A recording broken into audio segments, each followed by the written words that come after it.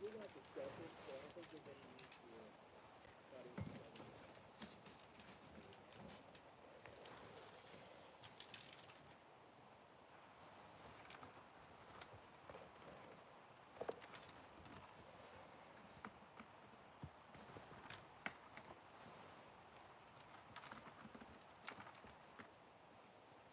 Alright, cool.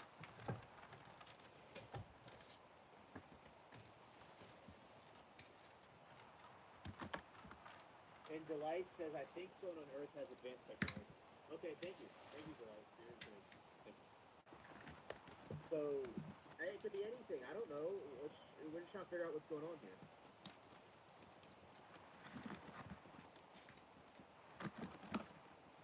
Okay, Steve. Alright. You're talking to Zero? Okay. I thought it was a fight. But I don't mind. Y'all can do what y'all want. It seems like this group loves to fight. It's entertaining. So, if Liberty's doing a phone call, so she's like listening in the background. So I'm gonna read about the Grays, about this, some of the things.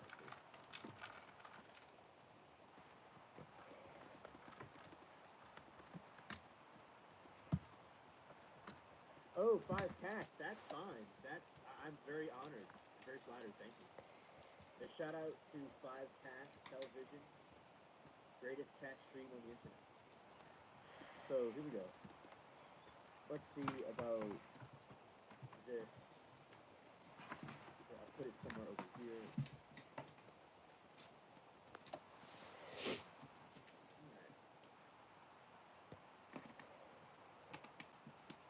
Alright, so this is about the whistleblowers.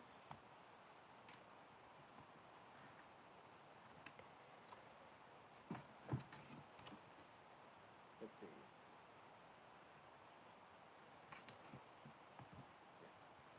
And then we're going to put this.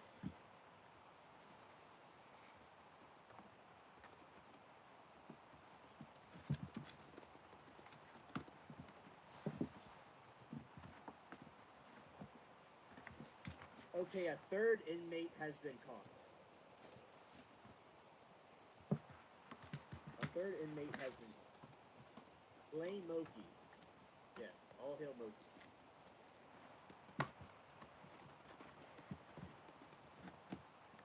Alright, Steve. Okay.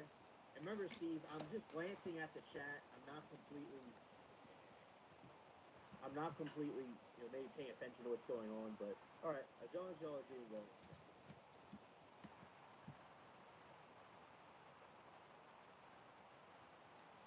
G said, well, I don't have mental issues, most normal to normal human. I know, TBH.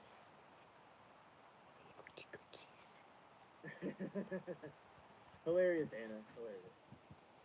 Maybe we all are crazy if we're that worried. And Anna, I'm the kookiest person here. So, I'm the mad alien. So, but I always appreciate you in the chat, Anna, and I understand your humor. Okay. Let's see about.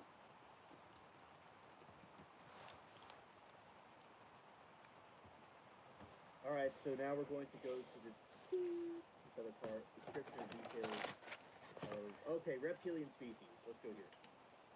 And Liberty might be listening. If she's not, I'll read it to her in the future. Yeah, Moki's right. They are. Oh, thank you, Anna. Thank you. Thank you. That's very sweet. And Alien, I like you. I have no idea what's going on. I'm focused on what you were saying, not focused on arguing. Well, thank you, G. I'm glad that you are focused on me. And also, shout out to you, Steve. I'm glad you have my back and you care about chat that much. Thank you. I really appreciate you. Here we go. Type A.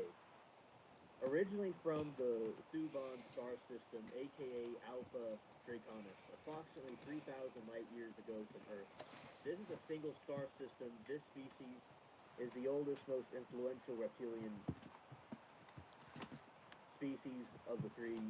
They have a neck that is almost a foot long, small ears and large pupils that are oval shaped. They have a snout like a small dinosaur with two breathing holes.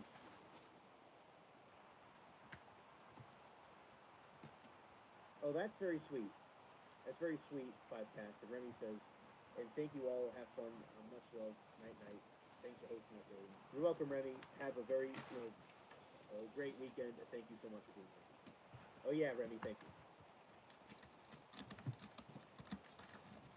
They have a snout like a small dinosaur with two. Hey, girly mommy. For a nose and a long. Hi, mommy. The skin is in front of their neck. Is loose like in. Right, what's going on here? Let's move Their this. spine area is raised ridge on the scaled skin that follows their spine. They are cold-blooded and they eat meat as well as. Are you hungry, mommy?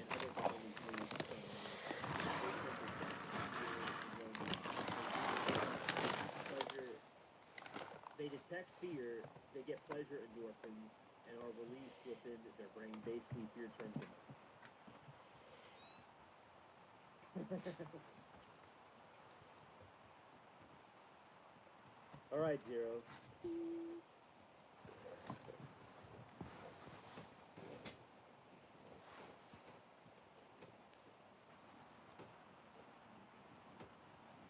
I'm gonna keep an eye on Loki.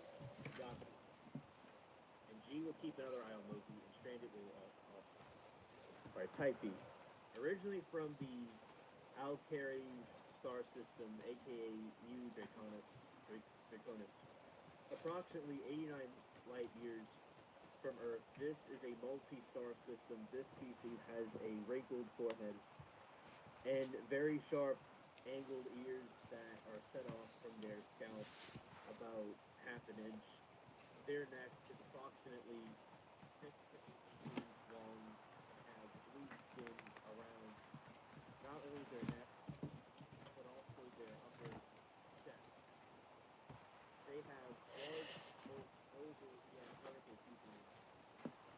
Their skin appears to be more bumpy than scaled, yet still scaled. Their mouth is huge. It looks like two clam shells opposite of each other. This species is cold-blooded, and they consume meat and plant-based.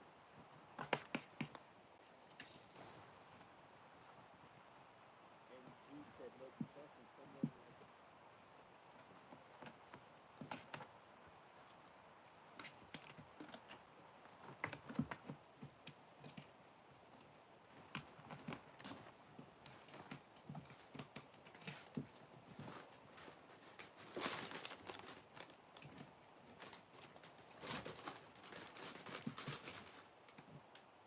Psst.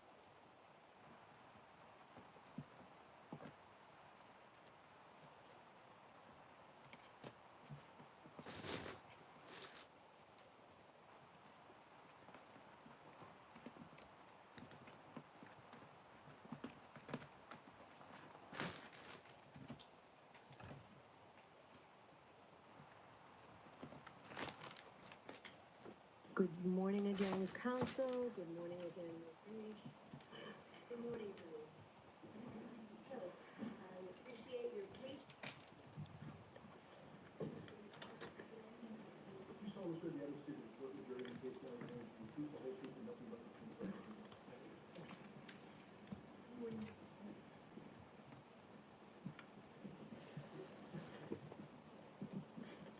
And Mr. Lally, whenever you're ready. Thank you. Good morning, sir.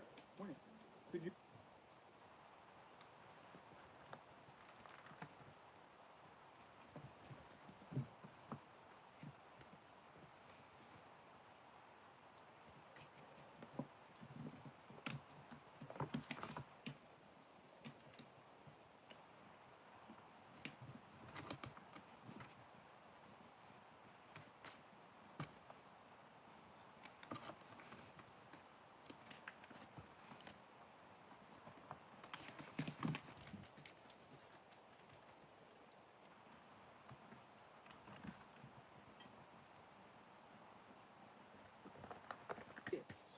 And is her destined husband. A dead silence followed this speech.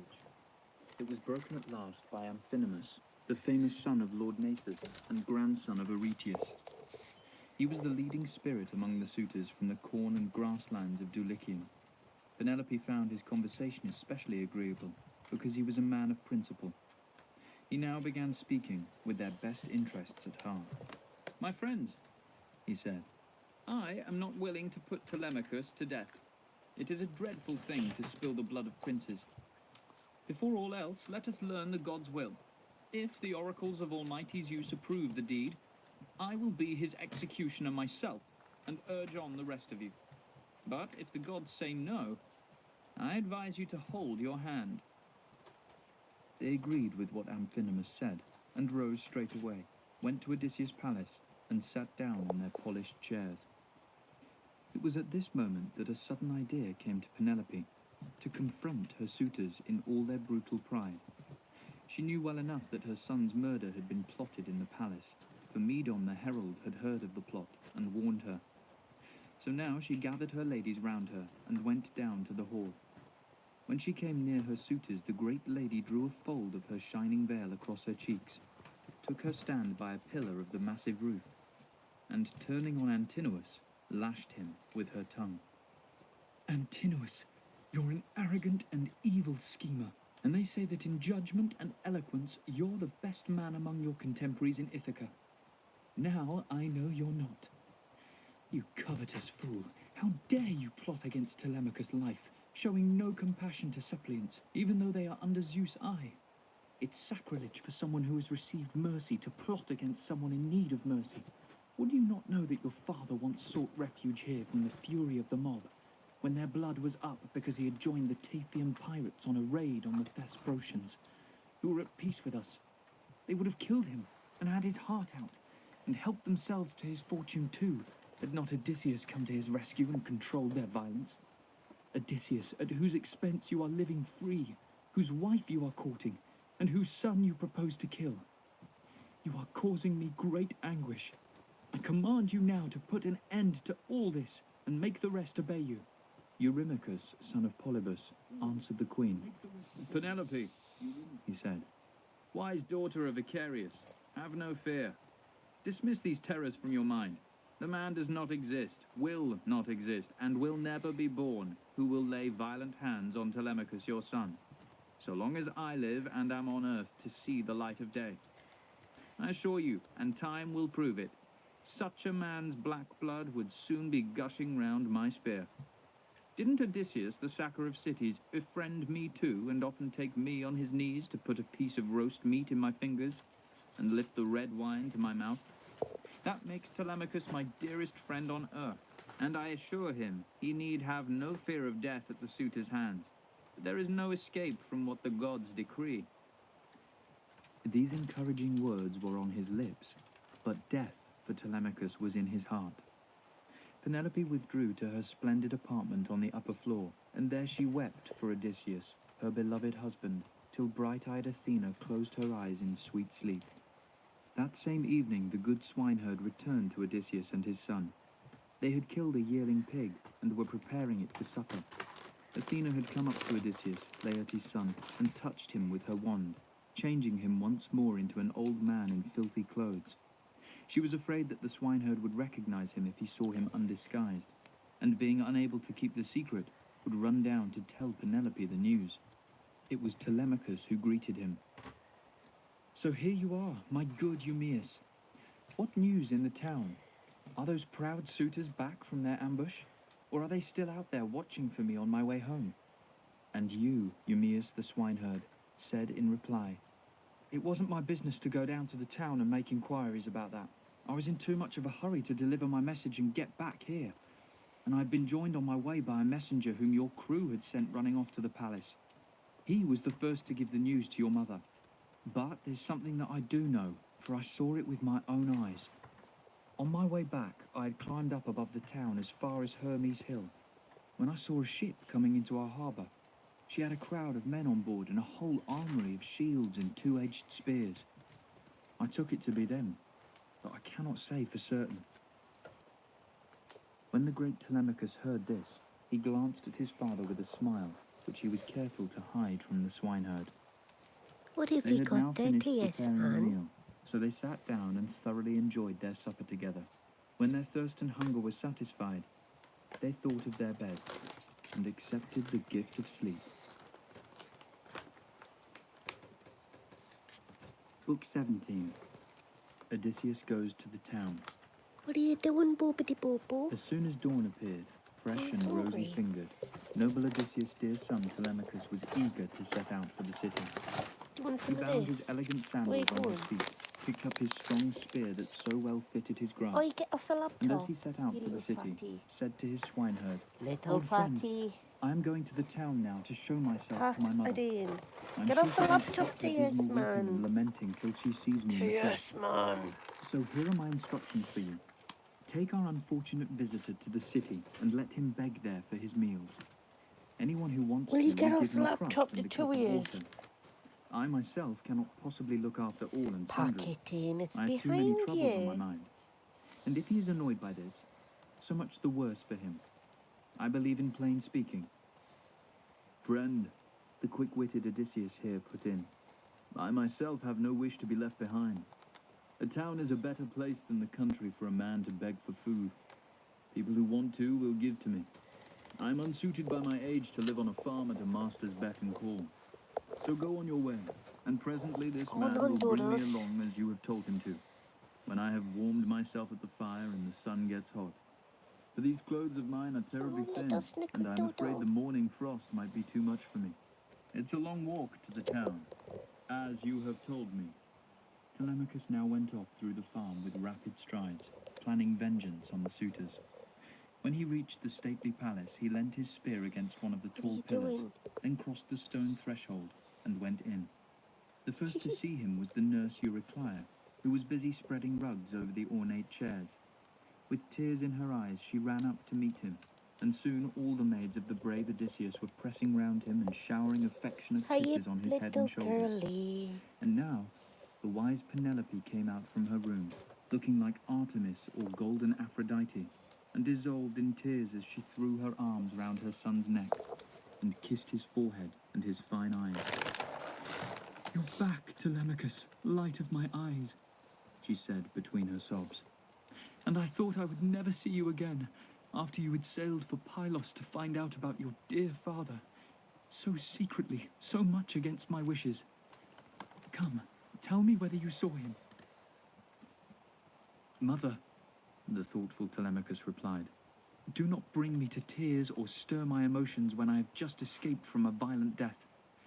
But go upstairs to your room with your ladies, and when you have washed and changed into fresh clothes, pray to all the gods, promising them the most perfect offerings if Zeus ever grants us a day of reckoning. I myself will go to the assembly place to fetch a guest who accompanied me on my journey back. I sent him ahead of me to the town with my good crew, and told Piraeus to take him home and treat him with all care and respect till I came." To this Penelope made no reply, but went and bathed, changed into fresh clothes, and then vowed to make a perfect offering to all the gods if ever Zeus should grant her house a day of reckoning. Telemachus strode across the hall and went out, carrying his spear, with 2 hunting hounds at his heels. Athena endowed him with such supernatural grace that all eyes were turned on him in admiration as he approached. The high-born suitors gathered round him in a throng, with kindly speeches on their lips and evil brewing in their hearts. But he evaded them as they crowded round, and found a seat with Mentor, Antiphus, and Halitherses, old friends of his father. As they were plying him with questions about his voyage, Piraeus, the famous spearman, came up with his guest, Theoclymenus, whom he had escorted through the streets to the assembly place. Telemachus, far from ignoring his guest, immediately rose to meet him, but it was Piraeus who spoke first. "Telemachus, do send some women straight away to my house to collect the gifts Menelaus gave you." "No, Piraeus," the cautious Telemachus said. "None of us can tell what is going to happen.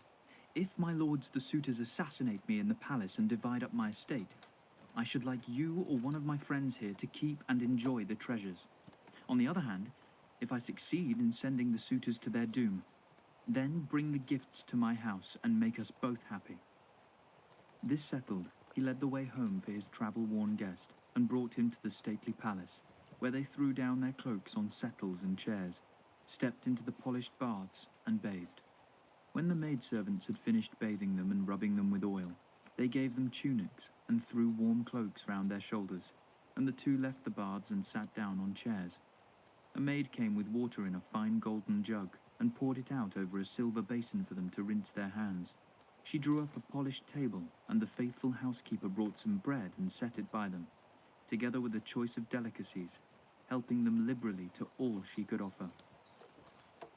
Telemachus' mother sat opposite them by a pillar of the hall, reclining in an easy chair and spinning the delicate thread on her distaff, while they helped themselves to the good food laid before them.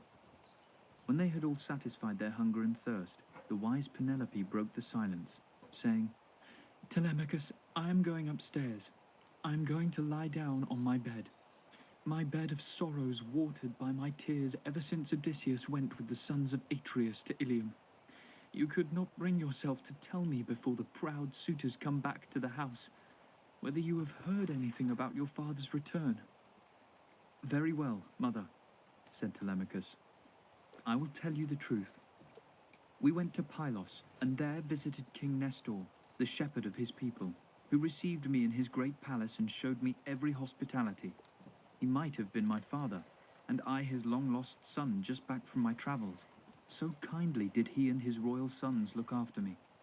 But of the brave Odysseus, alive or dead, he said he had not heard a single word from anyone on earth.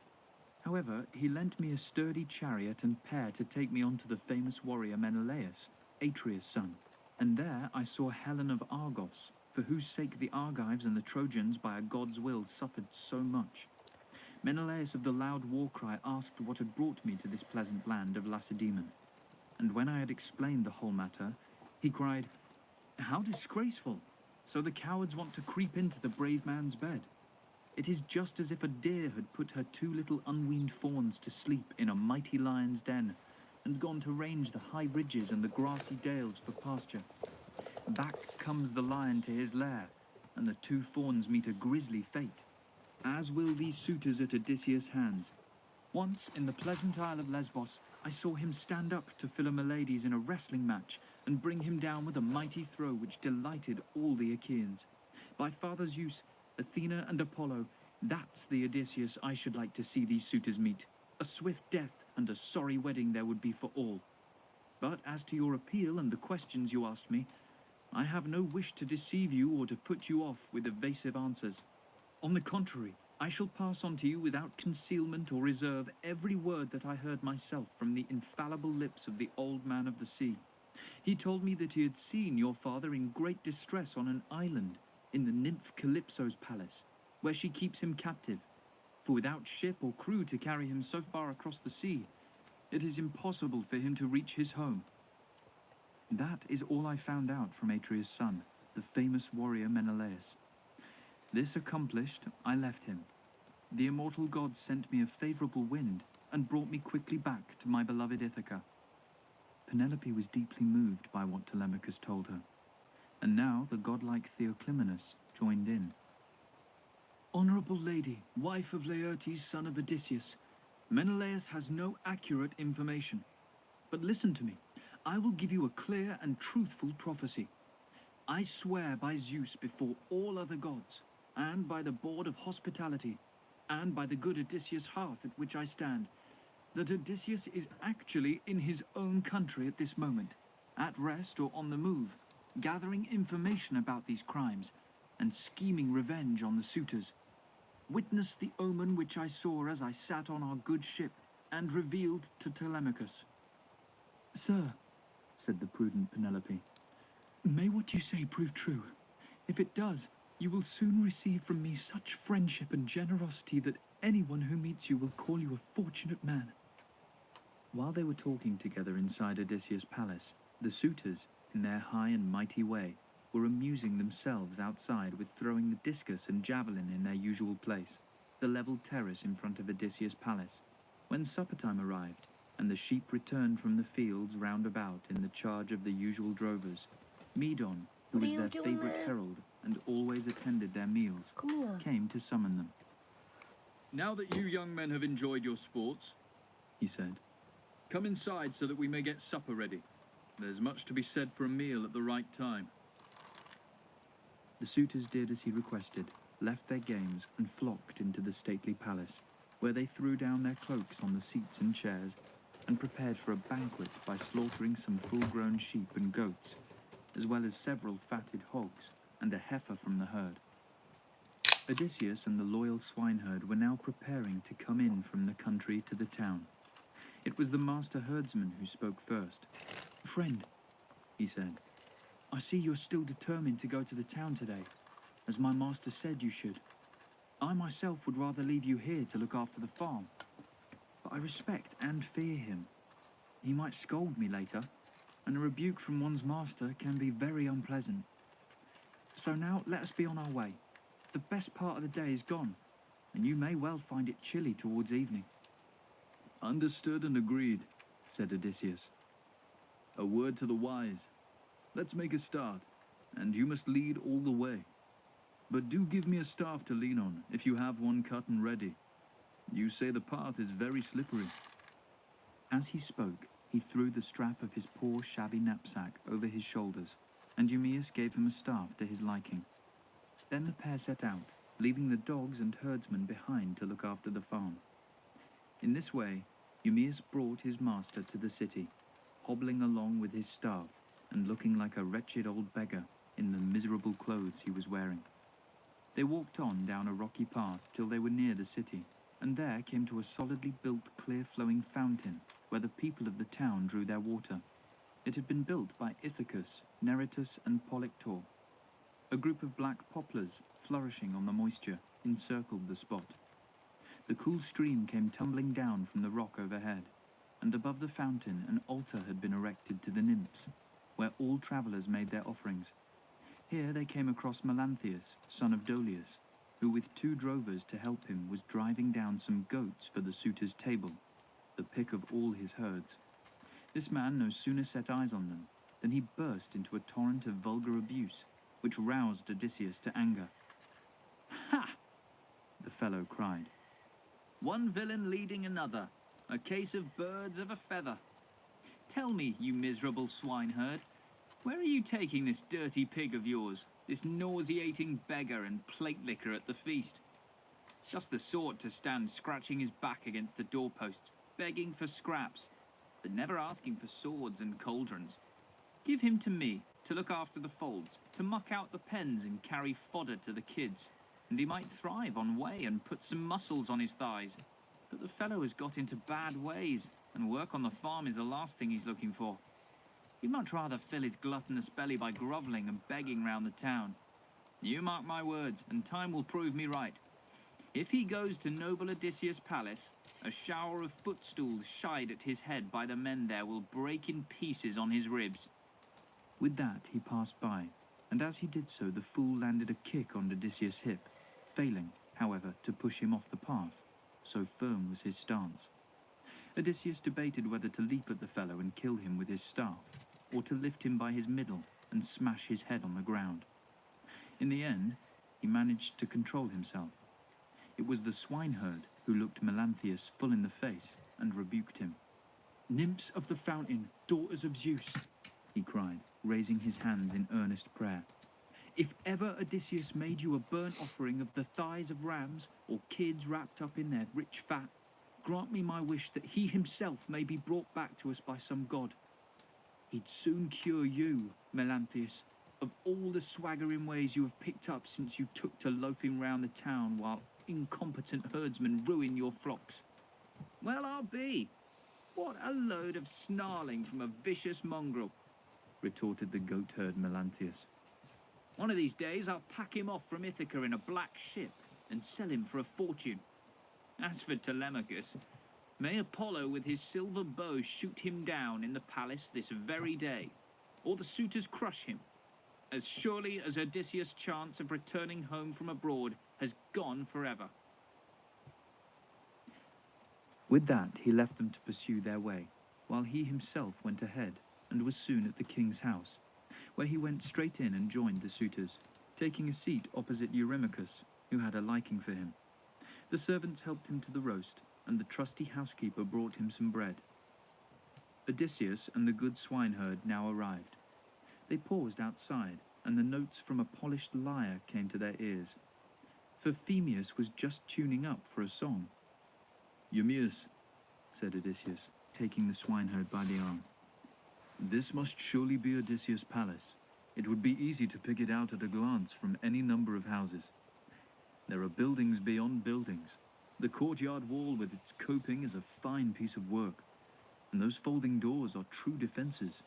No one could storm it. I gather, too, that a large company is there for dinner. One can What are you smell the doing? roast, and someone is playing the lyre. The gods made music and banquets to go together." "All that must be obvious," said Eumaeus, "to someone as shrewd as you.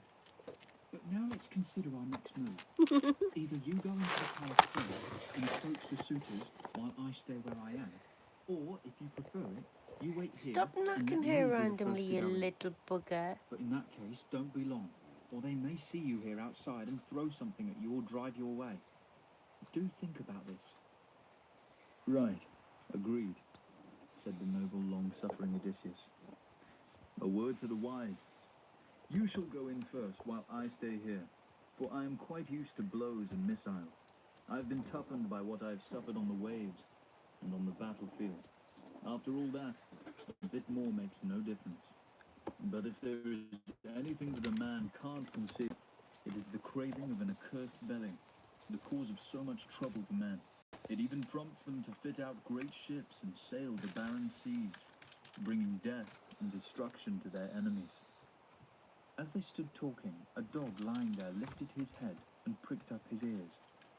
Argus was his name. Patient Odysseus himself had owned and bred him, though he had sailed for holy Ilium before he could reap the benefit. In years gone by, the young huntsman had Hey, often Mary. taken him out after wild goats, deer and hares. But now, in his owner's absence, he lay abandoned You on the little heaps bugger. of dung from the mules and cattle You're a which little lay bugger. in confusion at the gate, awaiting removal by Odysseus' servants as manure for his great estate. There, full of vermin, lay Argus the hound. But directly he became aware of Odysseus' presence, he wagged his tail and dropped his ears, though he lacked the strength now to come nearer to his master. Odysseus turned his eyes away, and, making sure Cheeky Eumaeus boy. did not notice, brushed away a tear and said, "Eumaeus, it is extraordinary to see a hound like this lying in the dung. He's a beauty, though I cannot really tell whether his looks were matched by his speed, or whether he was just one of those dogs whom their masters feed at table and keep for show."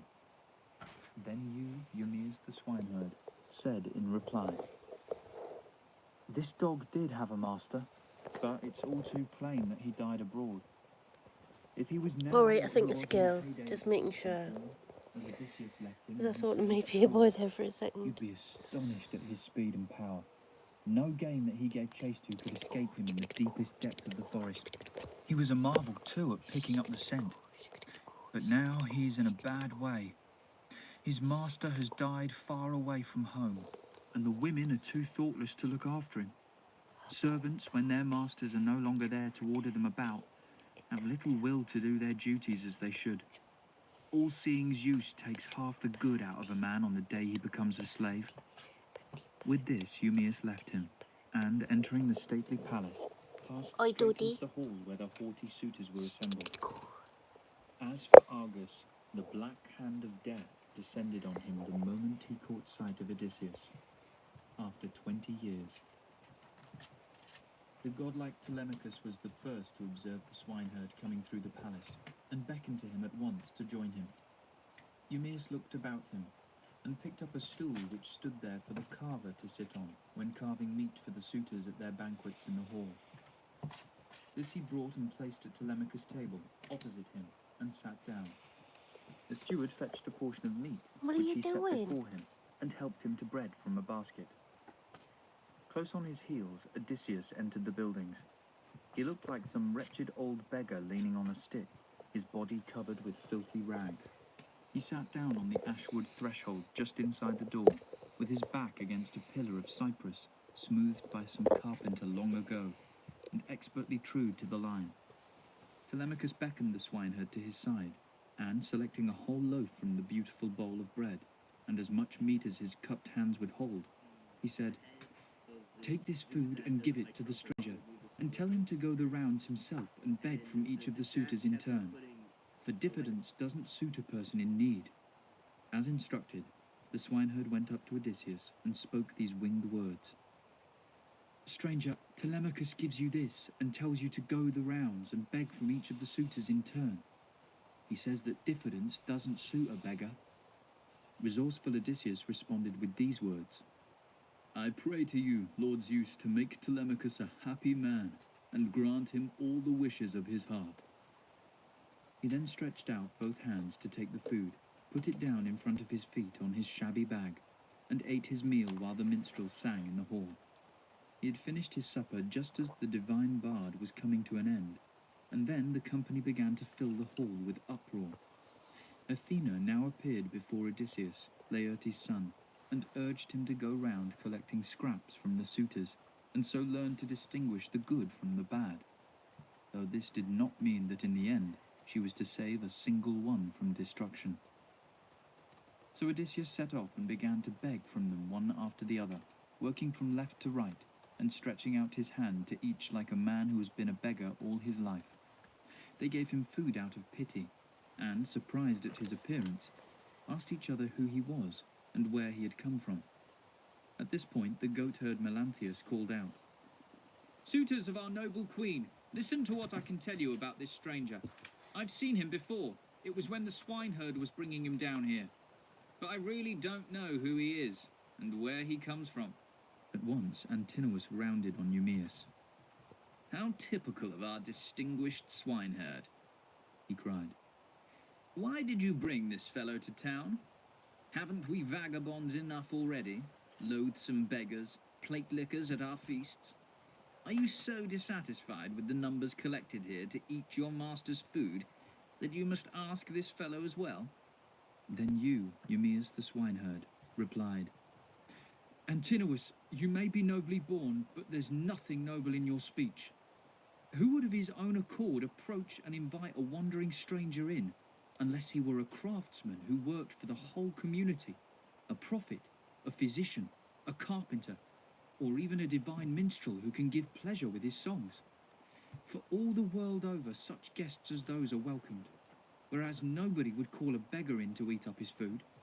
But of all the suitors, you are always the hardest on Odysseus' servants, and especially on me. However, I care little for that, as long as thoughtful Penelope and the godlike Telemachus are alive in the palace." "Enough now," prudent Telemachus interposed. "Don't bandy words with Antinous. It's always his way to rouse a man's passion with his evil tongue, and egg the others on as well." Then he rounded on Antinous with words that flew. "Antinous, I appreciate your fatherly concern on my behalf when you tell me to order the stranger harshly out of the house. God forbid such a thing. Give him something yourself. I don't grudge it you. Indeed, I wish you would. Have no fear either of offending my mother or any of my noble father's servants by your charity. But there's no such idea in your head. You'd far sooner eat the food yourself than give it away." "What a speech, Telemachus," retorted Antinous. What is she doing? "And what Is a she a little temper. nutter? If all the suitors were to treat him as I shall, the house would not see him for 3 months." As he spoke, he seized the stool that supported his smooth feet during meals and brought it into view from under the table where it lay. All the rest gave something and filled the bag with bread and meat. It looked as if Odysseus might now regain his seat on the threshold without having to pay for his experiment with the suitors. But he paused beside Antinous and addressed him directly. "Give me something, my friend," he said. "You don't seem the meanest of these lords, but the noblest here, since you look every inch a king. Good reason why you should give me a better portion than the rest. And I'd sing your praises the wide world over. Time was when I too was one of the lucky ones with a rich house to live in, and I've often given to such a vagrant as myself, no matter who he was or what his needs were. I had hundreds of servants, and plenty of all that one needs to live in luxury and to be known as a rich man. But Zeus, son of Kronos, it must have been his will, wrecked my life when he sent me to Egypt with roving pirates. A long journey to destroy me. I anchored my curved ships in the Nile. There I ordered my good men to stay by the ships on guard, while I sent out some scouts to reconnoiter from the heights. But these ran amok and, carried away by their own violence, began to plunder some of the fine Egyptian farms, carrying off the women and children and killing the men. The hue and cry soon reached the city, and the townsfolk, roused by the alarm, poured out at dawn. The whole plain was filled with infantry and chariots and the glint of arms. Zeus the Thunderer struck abject panic into my party. Not a man had the spirit to stand and face the enemy, for we were threatened on all sides. They ended by cutting down a large part of my force and carrying off the survivors to work for them as slaves. As for me, they handed me over to a friend they met to take me to Cyprus, a man called Demeter, son of Isis, who rules the island by force. And it's from Cyprus that I came here in great distress, as you see. What god, exclaimed Antinous, has inflicted this plague on us to spoil our dinner? Stand out there in the middle and keep clear of my table, or you'll end up in the sort of Egypt and Cyprus you won't relish. The audacity and impudence of the beggar. He has only to pester each man in turn, and they give him food without a thought. They all have plenty before them, and nobody shows restraint or consideration when it comes to being generous with other people's possessions. Quick-witted Odysseus drew back and said, "Well, well, so you haven't the brains to match your looks. You wouldn't give so much as a pinch of salt from your household store to a servant of your own. You who sit here at another man's table and can't bring yourself to take a bit of his bread and give it to me. No, there's plenty there." This enraged Antinous still more. He gave him a black look, and his words flew. I fancy you won't leave this hall in one piece after such an insolent speech. And picking up a stool, he threw it and struck Odysseus on the back under the right shoulder. But Odysseus stood firm as a rock and did not reel at the blow. He just shook his head in silence, filled with thoughts of revenge. Then he went back to the threshold where he sat down, dropped his bulging bag, and addressed the suitors. "Listen to me, you lords who are courting the illustrious queen, while I say what I feel. A knock or two when a man is fighting for his own property, his oxen or white sheep, is nothing to cry about or resent. But this blow from Antinous was all because of my wretched belly, that cursed thing that is responsible for so many troubles of mankind. If there are any gods and avenging furies for beggars, I hope Antinous will be dead before his wedding day." Sit quietly and eat, stranger, Antinous, Eupeithes' son, retorted. or take yourself somewhere else. Otherwise, talk like that will end in our young men dragging you through the house by the leg or arm and tearing your skin to ribbons. But the rest of them were deeply shocked, and one arrogant youth would say to another, "Antinous, you did wrong to strike the wretched vagrant. You're a doomed man if he turns out to be some god from heaven. And the gods do disguise themselves as strangers from abroad, and move from town to town in every shape, observing the deeds of the just and the unjust." That was the talk among the suitors, but Antinous took no notice of what they said, and Telemachus, though the blow made him bitterly sorry for his father, let no tear from his eyes fall to the ground, but shook his head in silence, filled with thoughts of revenge. But when the wise Queen Penelope heard of the assault on the stranger in her palace, she cried out with her maids around her, "I hope the archer Apollo strikes you as you struck him." And the housekeeper Eurynome chimed in, Ah, if we could only have our wishes. There's not a man among them who'd see dawn on her beautiful throne tomorrow. Nurse, dear, the thoughtful Penelope went on, I hate the whole gang for the wicked plots they hatch, but Antinous especially is like a black spirit of destruction. An unfortunate stranger, driven by poverty, came wandering through the house begging. All the rest were generous and filled his bag, but Antinous threw a stool at his back and hit him on the right shoulder. While Penelope was speaking to her maids as she sat in her apartment, the noble Odysseus was eating his supper.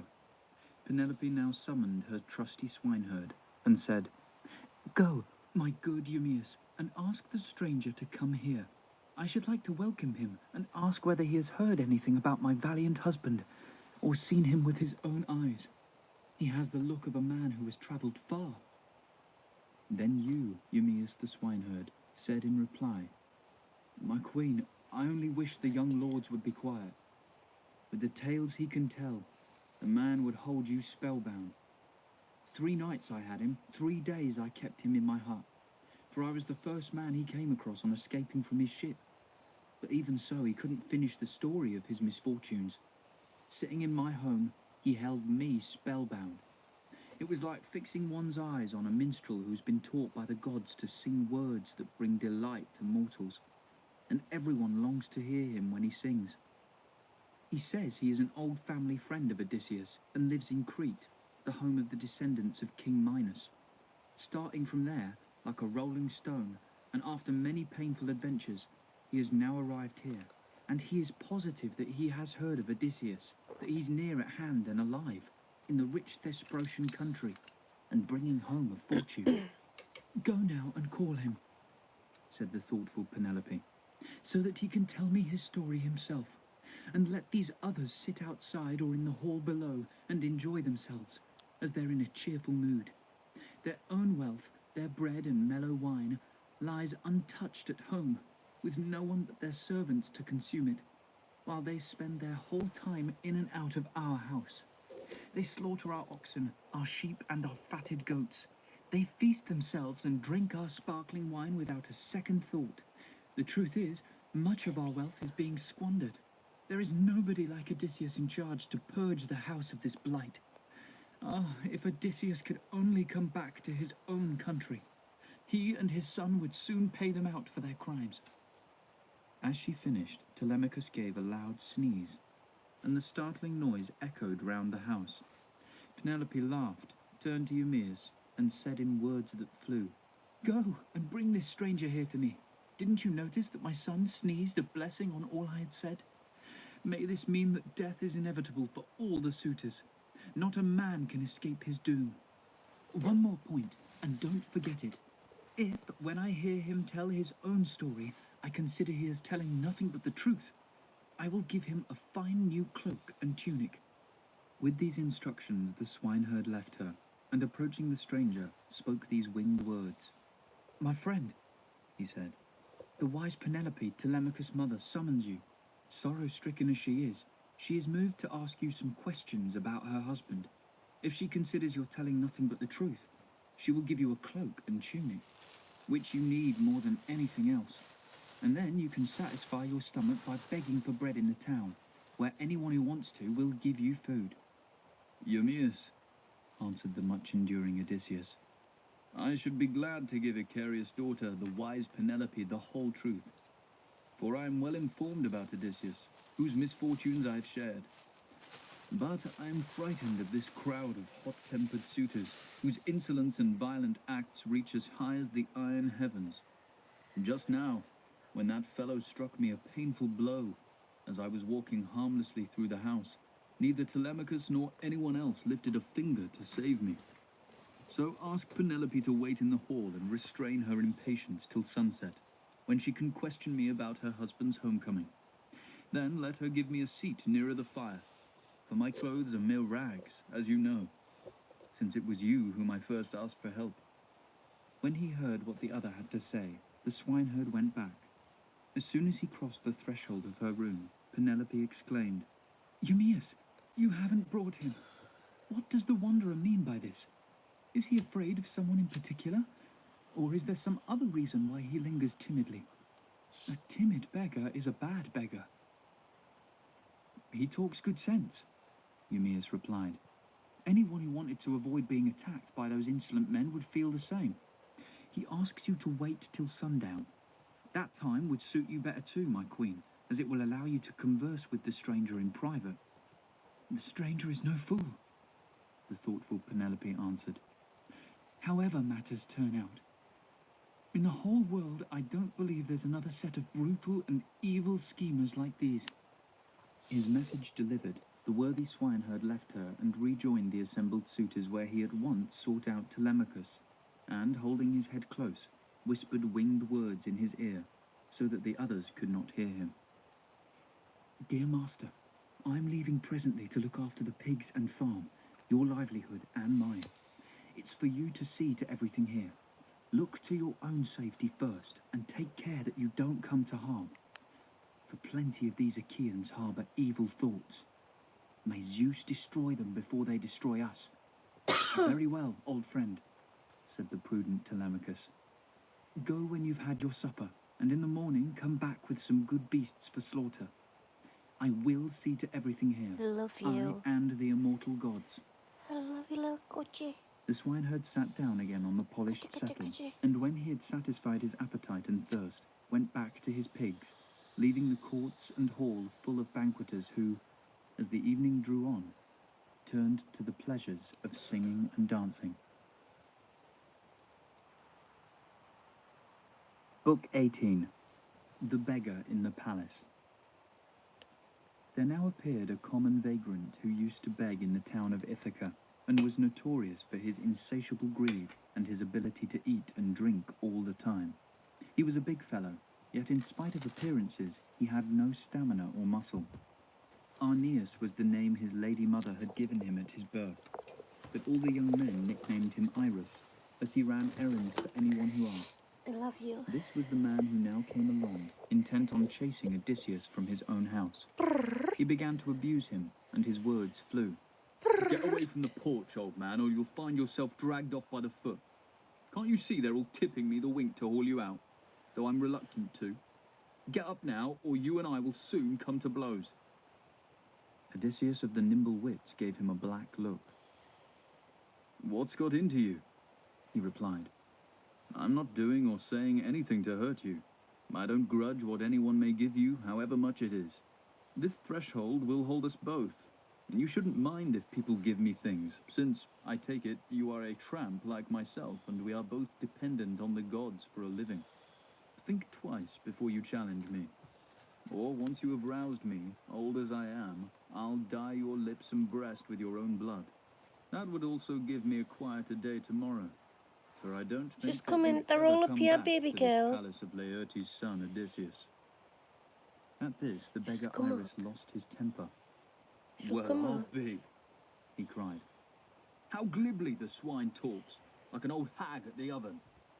I have a nasty trick in store for him. Just A wait, right she'll and come left up. that will smash all the teeth from his jaws onto the ground, like a sow. Hey, caught baby eating the girl. crops. Tuck up your clothes and let all these gentlemen here see how we fight. How can you dare to match yourself against a Hello. younger man? In this way, they lashed My each other into a beautiful. fury, there on the polished threshold in front of the high doors. The Elephant. great Antinous, hearing them, Tina. laughed gleefully, and called out Hi, to the rest of beautiful the suitors. girl. My friends, this beats Hi, everything. beautiful mama. What a treat some god has laid on for us here in the palace. The stranger and Iris are challenging each other to a Mama. fight. Let's make a match of it, quick. They all jumped up, laughing, and as they Hello, crowded round the Gabimu. ragged beggars, Antinous, Eupeithes' son, continued. Gentlemen, Hello, listen to Gabimu. me. I have a suggestion. We have some goats' Boys, paunches roasting Bubba. there at the fire, which we stuffed with fat and Bubba, blood hello. and clams to have for supper. Whoever wins and You proves are himself the hungry. better man shall come up and Very take his special pick of them. treat. And not only that, he shall join us regularly at dinner, and we'll allow no other tramp to beg in this company. Oh, yes, They I all approved do. Antinous' idea, and the wily Odysseus now There made it a is. crafty suggestion. Friends, he said, there's no way in which an old fellow broken down by hardships can Especially take for on a younger man. you. Yet this mischievous belly of My mine little eggs me baby on boo. to take my thrashing. So now I Fine. ask you all to take an oath. No one must side with Iris. I don't want to lose to him through an unfair blow from one of you. At this, they all took the oath he asked for them, and when they had sworn the full oath, the great Telemachus put in his word. Stranger, if you have the heart and pluck to match yourself against this man, you need not be afraid of any of these gentlemen. Whoever strikes you will have to face the rest. I am the host here, and the lords Antinous and Eurymachus, good judges both, support me." They all approved his words. So Odysseus tucked up his rags round his loins and bared his fine, massive thighs. His broad shoulders and his chest and brawny arms were now revealed. Athena herself stood by and filled out the limbs of this shepherd of the people. As a result, all the suitors were lost in amazement, and significant glances and comments were exchanged. "Under those rags of his, what a thigh the old fellow has! Iris is going to be un-irised. He was looking for trouble, and he'll find it." Iris was badly shaken by these comments, but in spite of that, the servants hitched up his clothes and dragged him forcibly to the front, though he was in such a state of panic that the flesh quivered on all his limbs. And now Antinous burst out with a tirade of abuse. You great ox! It would be better for you if you were dead or hadn't been born, if you're going to stand quaking there in mortal terror of an old man broken down by the hardships he's endured. I'll tell you this, and it will happen. If this fellow beats you and shows himself the better man, I'll throw you into a black ship and send you over to the mainland to King Aegetus the Destroyer, who'll have your nose and ears off with his cruel knife, and rip away your privy parts to give them as raw meat to the dogs. At these words, Iris' limbs trembled all the more. However, they dragged him into the ring, and the pair raised their fists. The patient, good Odysseus considered carefully whether he should fell him with a mortal blow or knock him to the ground with a gentler punch. In the end, he decided on the lighter blow, so that the Achaeans would not suspect him. Then they both drew themselves up. Iris aimed a blow at Odysseus' right shoulder, but Odysseus struck Iris' neck below the ear and smashed in the bones so that the red blood gushed up through his mouth, and he fell down in the dust with a scream, grimacing and drumming on the earth with his feet. At this, the noble suitors threw up their hands and died of laughing. Odysseus seized Iris by the foot and dragged him out through the entrance across the courtyard to the portico gate. There he propped him against the courtyard wall, put his stick in his hand, and said in words that flew, "Sit there now and scare the pigs and dogs away. You're a worthless Hey, girly fellow, Pearly. so don't try to lord it over strangers and beggars, or something worse will happen to you." Then he slung the strap of his worn and shabby knapsack over his shoulder, and returning to the threshold, sat down again. The haughty suitors flocked back into the hall, laughing gleefully, and congratulated Odysseus. "Stranger," they said, "may Zeus and the other gods grant you your dearest wish and your heart's desire for having stopped that glutton from roaming about the land. Now we'll soon pack him off to the mainland, to King Aegetus the Destroyer." The noble Odysseus was glad of their unconsciously prophetic word. Antinous now presented him with a large paunch stuffed with fat and blood, and Amphinomus picked out 2 loaves from a bowl, put them down beside him, and drank to him from a golden cup. "Your health, my ancient friend," he said. "You are having a hard time now, but here's to your future happiness." "Amphinomus," the resourceful Odysseus answered him, "you seem to be sensible like your father, Nasus of Dulichium. I have heard of his great reputation as a good man and a rich one. You are his son, they say, and seem to be intelligent. So I am going to say something important to you. Listen and take it to heart. Of all the creatures that breathe and creep about on Mother Earth, there is none so helpless as man. As long as the gods grant him prosperity and health, he imagines he will never suffer misfortune in the future. Yet when the blessed gods bring him troubles, he has no choice but to endure them with a patient heart. The reason is that the view we mortals take of this earthly life depends on what Zeus, the father of gods and men, sends us day by day. There was a time when I was marked out as successful in my dealings with men, but I abandoned myself to a life of looting and violence, and committed many wicked crimes, under the delusion that my father and brothers would stand by me. Let that be a lesson to every man never to live a lawless life, but quietly to enjoy whatever the gods may give him. Yet what I see here are suitors plotting these outrages, wasting a man's property, and treating his wife with disrespect. Lovely. A man who will not be away much longer from his friends and his own country. In fact, he is very near, and I hope that some power may guide you away to your own home, and that you will not have to face him on the day he returns to his native land. Once he is under his own roof, I have an idea that blood will be spilt before he and the suitors are parted. As he finished, Odysseus made his libation and drank the mellow wine, then returned the cup into the young nobleman's hands. But Amphinomus went back through the hall with a heavy heart, shaking his head, for he was filled with a foreboding of disaster. Not that it saved him from his fate, for Athena had already marked him out, to fall to a spear from Telemachus' hand. Meanwhile, he went back and sat down again on the chair he had just left. It was now that Athena, goddess of the flashing eyes, put it into the head of Icarius' wise daughter Penelope to appear before the suitors, with the idea of opening their hearts and enhancing her value in the eyes of her husband and her son. So with a forced laugh, she said, "Eurynome, my heart moves me as it never has before to show myself to my suitors, much as I detest them. I should also like to have a word with my son for his own good, and warn him not to spend too much time with these unruly suitors, whose words are friendly, but whose intentions are evil." "My child," said the housekeeper Eurynome, "everything you say is quite right. Go and speak frankly to your son. Tell him what is in your mind. But first, wash yourself and anoint your cheeks. You mustn't go like this, with your face stained with tears. It's a bad thing to be endlessly weeping, and your son is quite grown up now. It was always your special prayer to the gods to see him with a beard."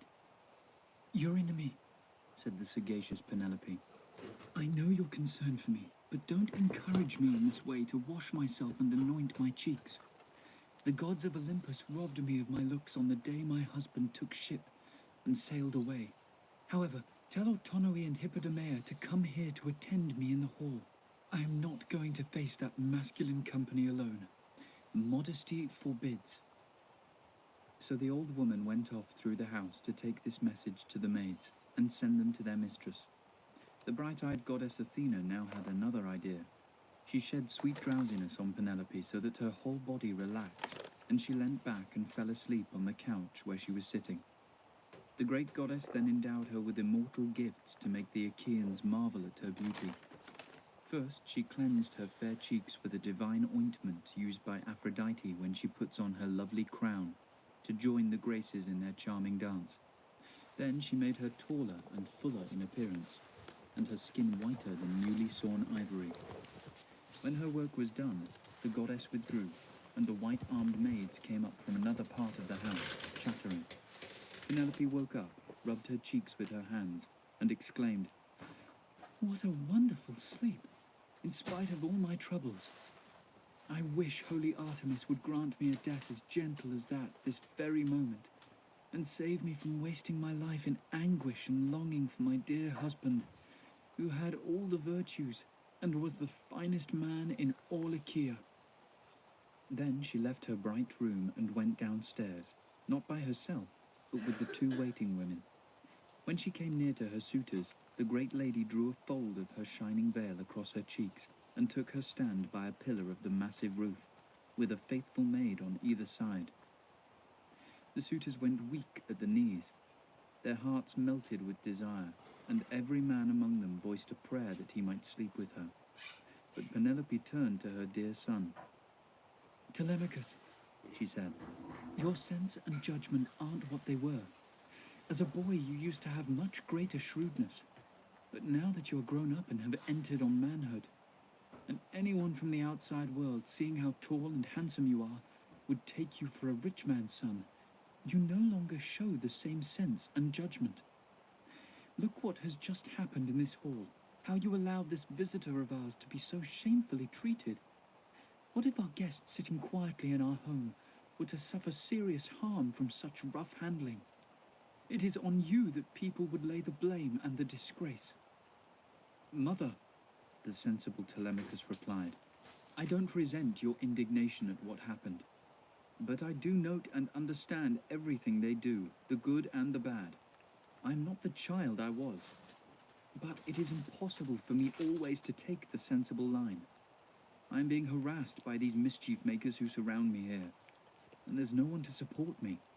However, this fight between the stranger and Iris did not go as the suitors wished, and the stranger won.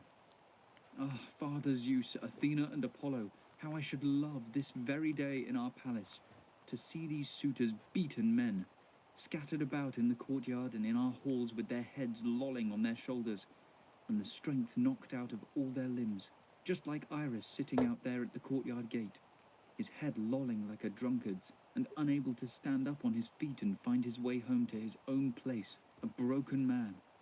These were the words that passed between them. Then Eurymachus said to Penelope, "Daughter of Icarius, wise Penelope, if all the Achaeans in Ionian Argos could set eyes on you, even more suitors would be feasting in your halls tomorrow. For in loveliness of face and form, and in wisdom, you are supreme among women." "Ah, Eurymachus," the prudent Penelope replied, "the gods destroyed my loveliness of face and form and my preeminence when the Argives embarked for Ilion, and my husband Odysseus went with them. If he could return and devote himself to me, my good name would indeed be embellished and enhanced. But I'm left to my misery. A power above has heaped so many troubles on my head. When he left this land of his, he gently took me by the wrist of my right hand and said, 'Wife, I do not think all the Achaean soldiers will return from Troy unhurt, for they say the Trojans are good fighters too, both with javelin and bow and as charioteers, who can tip the scales in an evenly matched battle more quickly than anything. So I cannot say whether the gods will let me come back or whether I shall fall there on Trojan soil. But I leave everything here in your charge. Look after my father and mother in the house as you do now, or with even greater care when I am gone. And when you see a beard on our boy's chin, marry whom you want to, and leave your home.' That is what he said. And now it is all coming true. I see approaching me the night when I must accept a detestable union. It will be the end of me. Zeus has destroyed my happiness. Meanwhile, here is something that is causing me the utmost distress. Yours is by no means the right and time-honored way for rivals to conduct their suit for a lady of good family and a rich man's daughter. Such suitors bring in their own cattle and sheep to make a banquet for the lady's friends, and also give her valuable presents. They do not enjoy free meals at her expense." The noble, patient Odysseus was delighted at her words, because she was extorting gifts from her suitors and bewitching them by her persuasive words, while all the time her heart was set on something quite different. It was Antinous, Eupeithes' son, who answered her. "Daughter of Icarius, What are you doing with your Penelope," butt? he said, "by all means accept every gift that any of us may wish to bring you. It would be ungracious not to give. But we will not return to our own estates, nor go anywhere else, till you marry the best man among us." The others agreed, and each sent off his squire to fetch a gift. For Antinous they brought a long embroidered robe of the most beautiful material on which were fixed a dozen golden brooches, each fitted with a pin with a curved sheath. And for Eurymachus, a golden chain of exquisite workmanship, strung with amber beads that gleamed like the sun. For Eurydamas, his two squires brought a pair of earrings, with clusters of 3 drops glowing with beauty. And from the house of Prince Pisander, Polyctor's son, there came a squire with a necklace, a lovely piece of jewellery.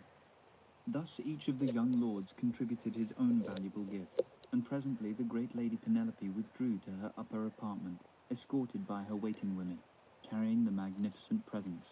What are you From then till doing? dusk, the suitors gave themselves up to the pleasures of dancing and the delights of song. Darkness found them still revelling. They set up 3 braziers in the hall to give them light, heaped them with dry firewood, thoroughly seasoned and newly split, and thrust some burning brands into each pile. The maids of the long-suffering Odysseus took it in turns to feed the flames, but it was Odysseus himself, the favourite of Zeus, the master strategist, who now spoke to them. Maids of Odysseus, your long-absent master, go to the room where your mistress the queen is, sit with her, and cheer her spirits, spinning wool with her or carding it with your fingers. Meanwhile, I will provide light for the company, and even if they wish to carry on till dawn arrives on her throne, they won't exhaust me. I don't tire easily."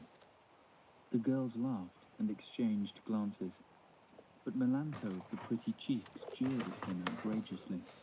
She was a daughter of Dolius, whom Penelope had reared and looked after as tenderly as her own child, giving her all the toys she could desire.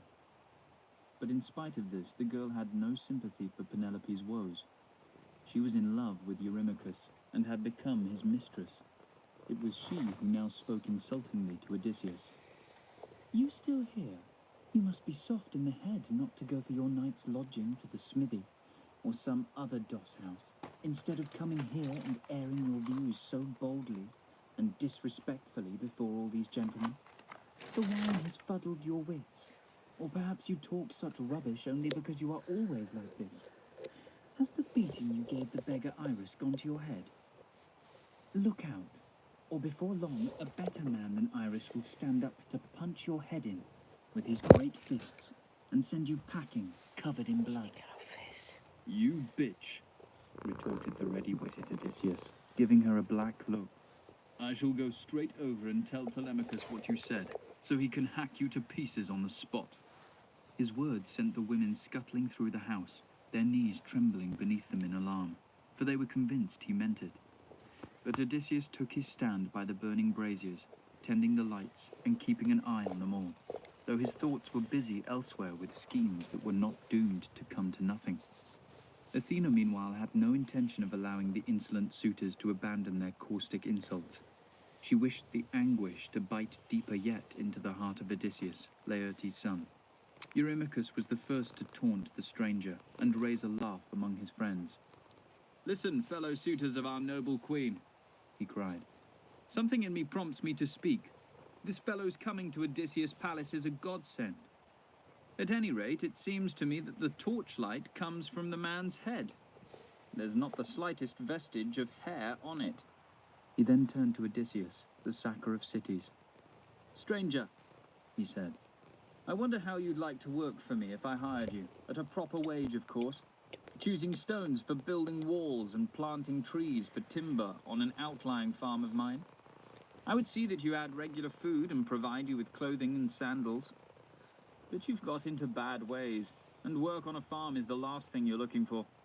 You'd much rather fill your gluttonous belly by groveling and begging round the town." "I only wish, Eurymachus," replied the ready-witted Odysseus, "that you and I could compete as labourers in the spring when the days are drawing out, in a hayfield, I with a curved reaping hook, and you with another, so that we could test each other at work, with nothing to eat till well after dusk, and plenty of grass to cut. Or we might have a pair of oxen to drive, tawny great thoroughbreds, bursting with fodder, matched in age and strength, and champing with power, in a 4-acre field, with loam that yielded nicely to the ploughshare. You'd see then whether I could cut a furrow straight. Or I wish that Zeus would this very day stir up a war from somewhere, and that I had a shield and a couple of spears, and a bronze helmet fitting round my temples. It would be out in the front line that you'd find me then, and you'd have no more quips to make at this paunch of mine. But you're just a braggart with the heart of a bully, who take yourself for a big man and a hero only because the people you meet are so few and so undistinguished. Ah, if Odysseus could only return to his native land and come here, you'd soon find that doorway there, wide though it is, too narrow for you in your hurry to run away." Eurymachus' wrath boiled over. With a black look, he rounded on Odysseus. "You miserable creature!" he cried. "I'll soon make you pay for talking with such barefaced impudence in front of this company. The wine must have got at your wits, or perhaps you talk such rubbish only because you are always like this. Has the beating you gave that beggar Iris gone to your head?" And as he spoke, he seized a stool, but Odysseus, fearing his attack, ducked down at the knees of Amphinomus of Dulichium, and Eurymachus' missile struck the wine steward on the right hand, so that his jug dropped with a clang on the floor, and he himself with a cry fell backwards in the dust. The shadowy hall was at once filled with uproar. The suitors looked at each other, saying, "If only the vagabond had died somewhere else before he came here, then he would never have caused such a commotion. Here we are at blows about beggars, and our pleasure in this fine feast is going to be spoiled by this outburst of hooliganism." But now the great Telemachus spoke out. "What's got into you? You are out of your senses. It is obvious that you can't hold your food and wine. Some god must be stirring you up. Come now, you have dined well. I suggest you go home to bed when you are ready, though of course I am hustling no one out." At this they could only bite their lips and wonder that Telemachus should have the nerve to address them so. At last Amphinomus, the famous son of Aretius' son, Lord Nasus, spoke up. "My friends," he said, "when the right thing has been said, carping criticism and resentment are out of place. Let nobody maltreat this stranger or any of the servants of the noble Odysseus' household. Come, let a wine steward fill each man's cup, so that we can make offerings and go home to bed, leaving our visitor here in the palace to Telemachus' care. For after all, it is to his house that he has come." Everyone welcomed his suggestions. Mulius, a squire from Dulichium in Amphinomus' retinue, mixed them a bowl of wine, and then went the rounds and served them all. They poured out their offerings to the blessed gods before drinking up the mellow wine, and when they had made their libations and drunk all they wanted, they dispersed for the night, each to his own home. Book 19. Euryclea recognizes Odysseus. So noble Odysseus was left in the hall, plotting the destruction of the suitors with Athena's aid. Straight away he spoke to Telemachus, and his words were winged. "Telemachus, we must hide every single weapon and piece of armor. When the suitors miss them and question you, you must lull their suspicions with some plausible tale. You can say, 'I have rescued them from the smoke, since they look quite different from when Odysseus left them and sailed for Troy. The fire has got at them and damaged them badly. There's another reason too, a more serious one, which a god put in my mind. You might start quarreling in your cups and wound each other, thus spoiling your festivities and disgracing yourselves as suitors. There's a force in iron that lures men on." Acting on his father's orders, Telemachus called the nurse Euryclea to his side and said, "Nurse, dear, I want you to keep the women shut up in their quarters till I have stowed away my father's fine arms in the storeroom. In my father's absence, I have allowed them to lie about, uncared for, tarnished by the smoke. I was still a child when he went away, but now I want to store them where the heat from the fire won't reach them." "My child," his dear old nurse replied, "I wish one day you would take the trouble to look after your house and protect all your possessions. But tell me, who is to go along with you and carry a light? The maids would have done it, but you won't allow them to come out." "This stranger will," the thoughtful Telemachus replied. "I keep no man idle who has eaten my bread, however far he may have journeyed." Without saying a word in reply, the old woman locked the doors leading from the fine hall. Odysseus and his splendid son now sprang up and began stowing away the helmets, the bossed shields, and the pointed spears. Pallas Athena herself went in front, carrying a golden lamp, which shed a beautiful light. At this, Telemachus suddenly exclaimed, "Father, this is a great marvel to behold. The walls of the hall, the beautiful alcoves, the pinewood beams, and the soaring pillars all seem to my eyes to be lit up by a blazing fire. One of the gods who inhabit the wide heaven must be present here." "Hush," said the resourceful Odysseus. "Keep your thoughts to yourself and ask no questions. This is the way of the gods who live on Olympus. Go to your bed now, and leave me here to stir up the maids a little more, and your mother also. In her distress, she is sure to question me about everything." So Telemachus went off through the hall to find his way by torchlight to the bedroom where he always slept. There he settled down to little sleep till the coming of Odysseus. divine dawn. The good Odysseus was left once more in the hall, plotting the destruction of the suitors with Athena's help. The wise Penelope now came down from her apartment, looking like Artemis or golden Aphrodite, and they drew up a chair for her in her usual place by the fire. It was adorned with curling inlays of ivory and silver, and was the work of a craftsman called Icmalius. To the framework itself he had attached a footrest, over which a large fleece was spread. Wise Penelope took her seat, and the white-armed maids, issuing from their quarters, Very began to clear away the remains of the meal, and the tables and cups from which the arrogant men had drunk. They also raked out the fire from the braziers onto the floor, and heaped them high with more wood for light and warmth. Melantho now renewed her abuse of Odysseus. "Ha!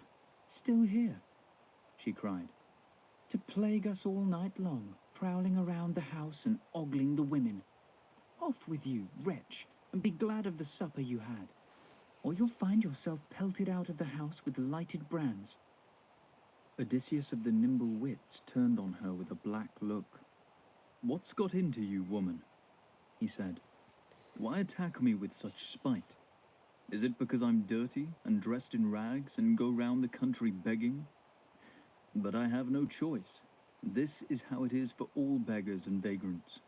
There was a time when I too was one of the lucky ones with a rich house to live in, and I've often given alms to such a vagrant as myself, no matter who he was or what his needs were.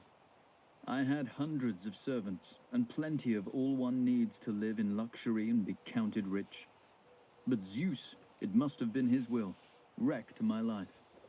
So be careful, my girl, or one day you may lose the fine position that puts you above the other maids. Your mistress may turn against you in anger, or Odysseus may come back.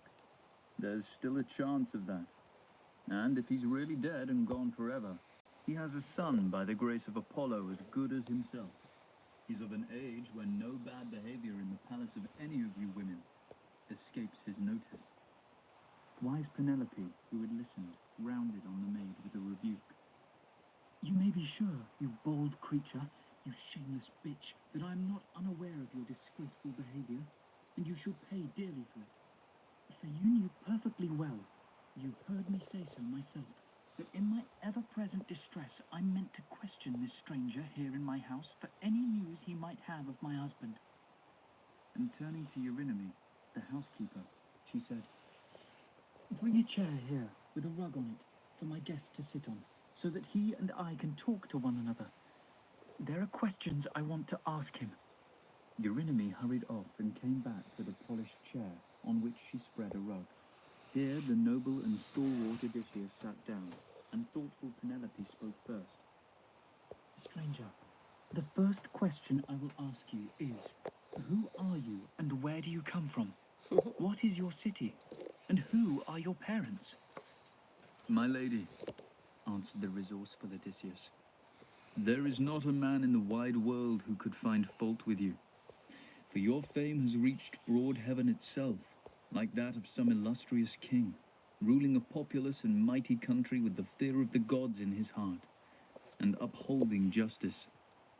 As a result of his good leadership, the dark soil yields its wheat and barley, the trees are laden with ripe fruit, the sheep never fail to bear their lambs, nor the sea to provide its fish, and his people prosper under him. So now that you have me in your house, ask me any other questions, but do not inquire about my ancestry and my country, or you will bring fresh sorrow to my heart by making me recall the past. For I am a man of many sorrows, yet there is no necessity for me to sit sobbing and sighing in someone else's house. Unremitting grief is tiresome, and I'm afraid some of your maids here or you yourself might lose patience with me and conclude that it was the wine that had gone to my head and released this flood of tears." "Sir," said Penelope, "my loveliness of face and form, and my preeminence, the gods destroyed when the Argives embarked for Ilium and my husband Odysseus went with them. If he could return and devote himself to me, my good name might indeed be embellished and enhanced. But I am left to my misery. The powers above have heaped so many troubles on my head, for of all the island chieftains who rule in Dulichium, in Sami, and in wooded Zacynthus, or who live here in our own sunny Ithaca. There is not one who is not forcing his unwelcome suit upon me and plundering my house. As a result, I neglect my guests. I neglect the suppliants at my door, and even the messengers that come on public business. I eat my heart out in longing for Odysseus. Meanwhile, they are pressing me to name my wedding day, and I have to devise tricks to deceive them. First, a god gave me the inspiration to set up a great web on my loom here, and begin weaving a large and delicate piece of work, saying to my suitors, "My lords, my suitors, now that noble Odysseus is dead, restrain your ardor. Do not urge on this marriage till I have done this work, so that the threads I have spun may not be altogether wasted. It is a shroud for Lord Laertes. When he succumbs to the dread hand of remorseless death that stretches all men out at last, I must not risk the scandal there would be among my countrywomen here if one who had amassed such wealth were laid to rest without a shroud." That is what I said, and they magnanimously consented. So by day I used to weave the great web, but every night I had torches set beside it and undid the work. For 3 years I took them in by this stratagem. A fourth began, and the seasons were slipping by, when, through the connivance of my shameless and irresponsible maids, they caught me at my task. They reproached me angrily, and I was forced reluctantly to finish the work. And now I can neither evade marriage with one of them, nor think of any means of escape. My parents are pressing me to marry, and my son is exasperated at the drain on our estate. He realizes what is happening, being a man by now and well able to look after the house. The sort of man on whom Zeus showers glory. But do give me an account of your family, for you certainly did not spring from a tree or a rock, like the one in tales of long ago. "Honored wife of Laertes' son Odysseus," answered the inventive Odysseus. "Will you never stop asking me about my ancestry? Very well, I will tell you. Yet you will be making me more miserable than I already am, as is only to be expected when a man has spent as long a time as I have away from home, wandering through the world from town to town, a miserable existence. However, here is my tale, and an answer to all your questions. Out in the wine-dark sea there lies a land called Crete, a rich and lovely sea-girt land, densely peopled, with 90 cities and several different languages. First there are the Achaeans, then the genuine Cretans, proud of their native stock. Next the Sidonians, the Dorians with their 3 clans, and finally the noble Pelasgians. One of the 90 towns is a great city called Knossos, and there King Minos ruled, and every 9 years conversed with mighty Zeus. He was the father of my father, the great Deucalion, who had 2 sons, myself and Prince Idomeneus. Now Idomeneus had gone in his beaked ships to Ilium with the sons of Atreus, so it fell to me, the younger son, Ethan by name, and not so good a man as my elder brother, to meet Odysseus and exchange the gifts of friendship. He had been driven to Crete by a gale which had blown him off his course at Cape Malea when bound for Troy. He put in at Amnisus, where the cave of Eleuthia is, a difficult harbour to make, only just escaping from the storm. The first thing he did was to go up to the town and ask for Idomeneus, whom he described as a dear and honoured friend. But 9 or 10 days had already gone by since Idomeneus had sailed for Ilium in his beaked ships. So I took Odysseus to the palace and made him warmly welcome. Our wealth enabled me to entertain him lavishly. And as for his comrades who were with him, by drawing on the public store, I provided them with grain and sparkling wine, and all the cattle to slaughter they could want. These fine Achaeans stayed with me for 12 days, cooped up by that northerly gale stirred up by some hostile god, and so strong that even on land it was not possible to keep one's feet. But on the 13th the wind dropped, and they put out to sea. He made all these lies sound so convincing that, as she listened, the tears poured from Penelope's eyes and drenched her cheeks. As the snow that the west wind has brought melts on the mountain tops when the east wind thaws it, and, melting, makes the rivers run in spate, So did the tears she shed drench her fair cheeks as she wept for the husband who was sitting at her side. But though Odysseus' heart was wrung by his wife's distress, his eyes, as if made of horn or iron, remained steady between their lids, so guilefully did he repress his tears. When Penelope had wept to her heart's content, she said in answer, "Now, stranger, I mean to test you and find out whether you really entertained my husband and his godlike company in your palace as you say. Tell me what sort of clothes he was wearing, and what he looked like, and describe the men who were with him."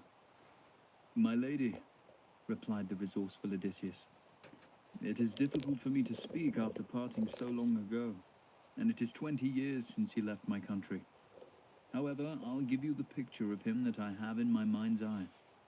Noble Odysseus wore a thick, double purple cloak, displaying a golden brooch with a pair of sheaths into which the pins fitted.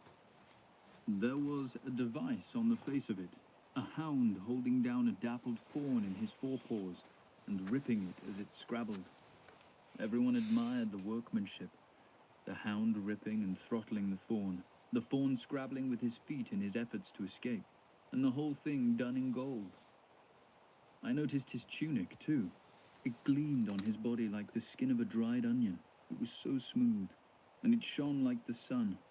I tell you, all the women were fascinated by it.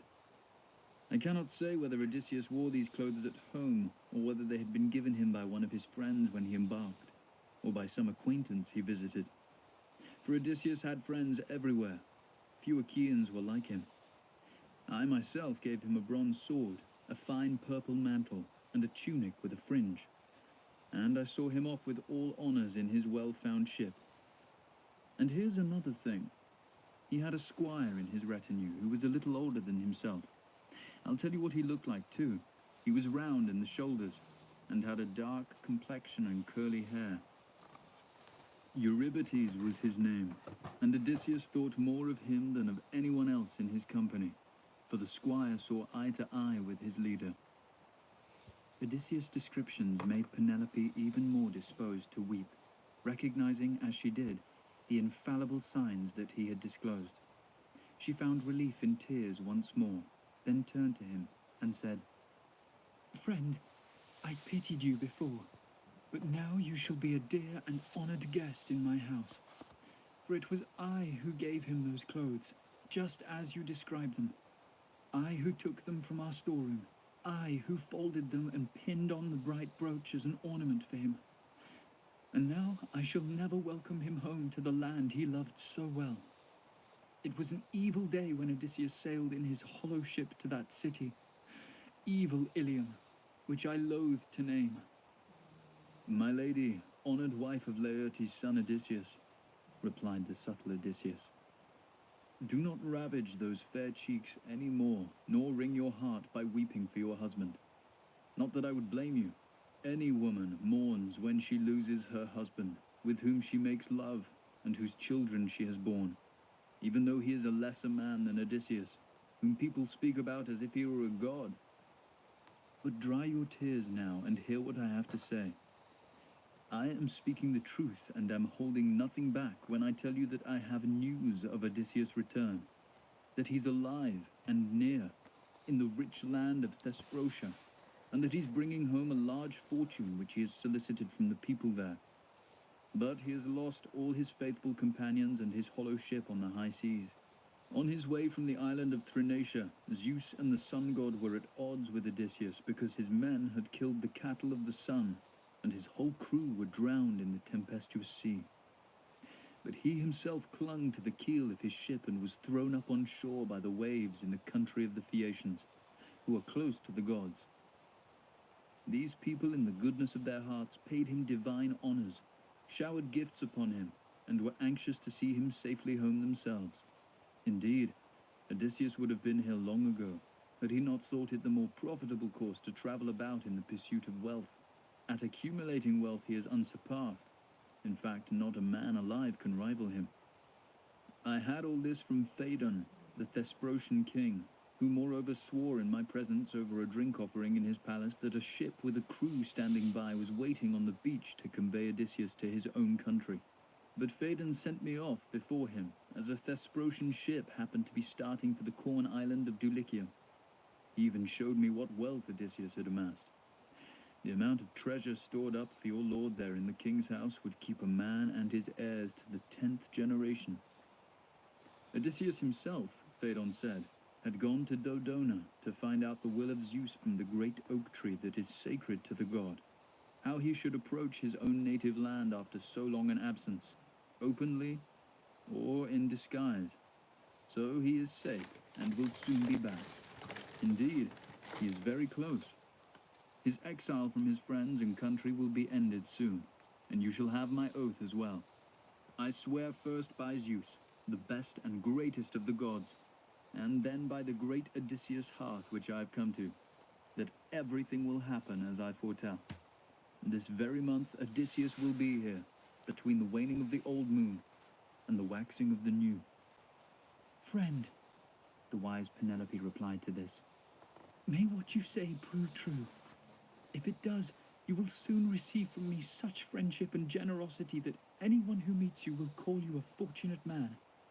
But what my heart forebodes is this, and this is how it will be. Odysseus will not come home, nor will you secure your passage from here. For we have no leaders of men like Odysseus, if ever there was such a man, to receive strangers with proper respect and send them on their way. But come, my maids, wash our guest and spread a bed for him, with mattress, blankets, and glossy rugs, so that he may sleep warm till dawn appears on her golden throne. And first thing in the morning, you must give him a bath and rub him with oil so that he may feel ready to take his place beside Telemachus at breakfast in the hall. And if any one of those men plagues our guest out of spite, so much the worse for him. His chances of achieving his object here will vanish. He can rage and fume as he will. For how are you, stranger, to find out whether I really am more intelligent and resourceful than other women, if I leave you to sit down to meals ragged and dirty in my house? Man's life is short enough. The whole world prays that a heartless man who behaves heartlessly will suffer misfortune in his life, and derides him after his death. Whereas when a man behaves kindly because his heart is kind, his reputation is spread far and wide by the guests he befriends, and he has no lack of people to sing his praises.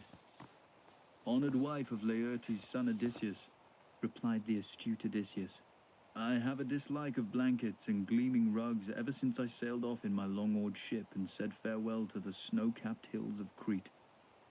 So I will lie just as I have often lain through sleepless nights in the past. For many's the night I've spent in some wretched place, waiting for dawn on her bright throne. Nor does the prospect of having my feet washed appeal to me, nor shall any of your maidservants here touch my feet, unless there is some old and trusty woman whose heart has suffered as much as mine. If there is such a one, I should not object to her touching my feet.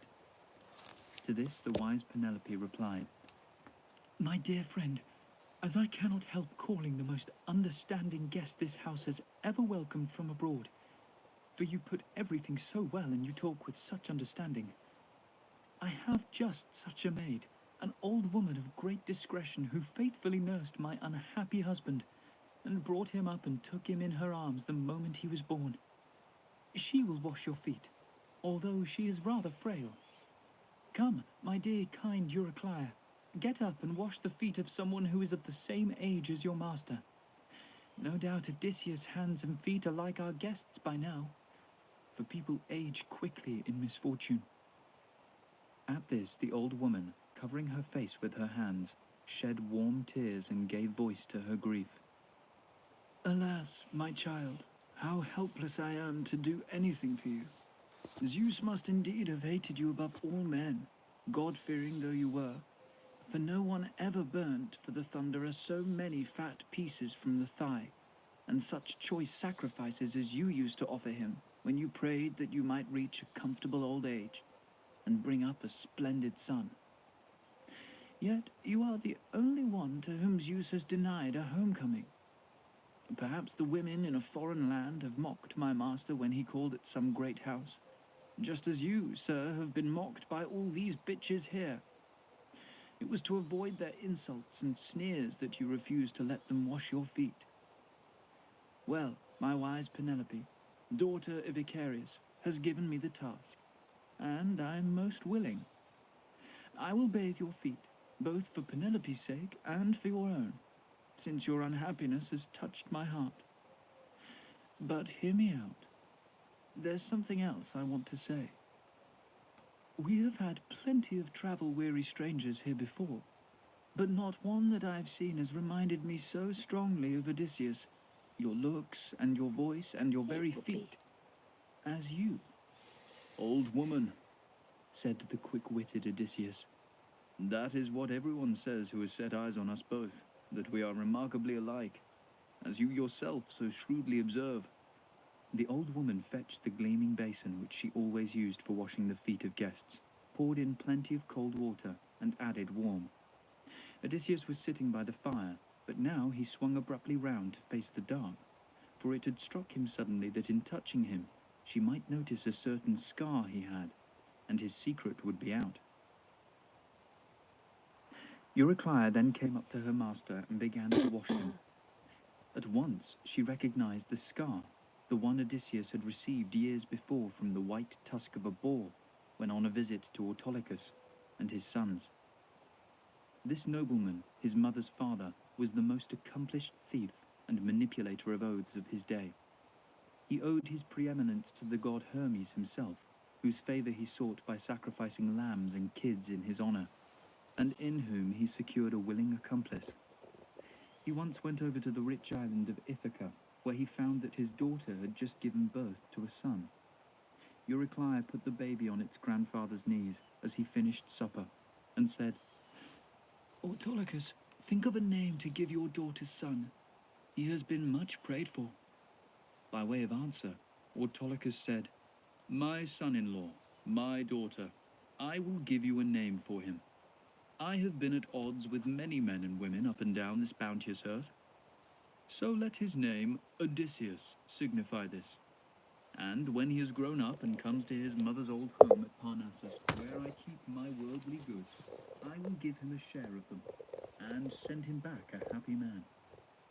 This led in due course to a visit from Odysseus, I love who went you. over to receive his grandfather's I generous love gifts. you. Autolycus and his sons greeted him with open arms, A and little welcoming words, Odysseus. and his grandmother, Anthe, threw her arms Odysseus. around his neck and kissed his forehead and both his fine eyes. Mwah. Autolycus told his splendid young sons to make preparations for a banquet, and they readily obeyed. I love you, They quickly brought in a Odysseus. 5-year-old bull, which they flayed and Yes, a prepared by dozy cutting off the dozy carcass do. and deftly chopping it into small pieces. These they pierced Kitty with boy. spits and carefully roasted, and served out helpings.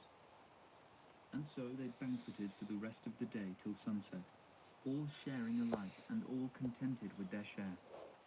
When the sun sank and darkness fell, they went to their beds to accept the gift of sleep.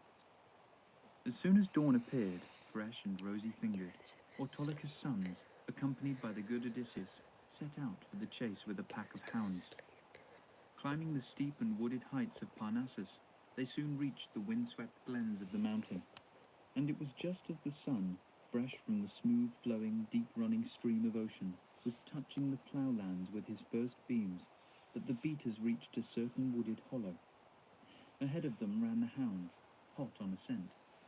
Behind came Autolycus' sons, and with them the good Odysseus, close up on the pack, and brandishing his long spear. It was in this spot that a mighty bull had his lair, in a thicket so dense that when the winds blew moist, not a breath could penetrate. The sun's rays never entered, the rain never soaked right through, and the ground was deep in dead leaves.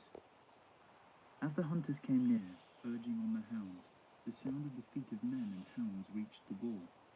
He emerged from his lair, and with bristling back and eyes aflame, faced the hunt. Odysseus was the first to act. Poising his long spear in his great hand, he rushed forward, eager to strike. But the boar was too quick, and caught him above the knee, where he gave him a long flesh wound with a cross lunge of his tusk. but failed to reach the bone. Odysseus' thrust went home as well. He struck him on the right shoulder, and the point of his bright spear transfixed the boar, who sank to earth with a grunt, and there gave up his life. Autolycus' sons took charge of the carcass. They also skillfully bandaged the handsome, godlike Odysseus' wound, How you staunching the doing? dark blood with an incantation, and before long they were back at their father's palace. How you doing? Under the care of Autolycus and his sons, Odysseus recovered from his wound and in due course, loaded with presents, was given a happy send-off to his own home in Ithaca. His father and his gentle mother were delighted to see him back. They asked him all about his adventures, and how he had come by his scar, and Odysseus gave them a full account of how in the course of the chase he had been gashed by a boar's tusk on the expedition to Parnassus with Autolycus' sons. It was this scar that the old woman felt and recognized as her hand passed over it.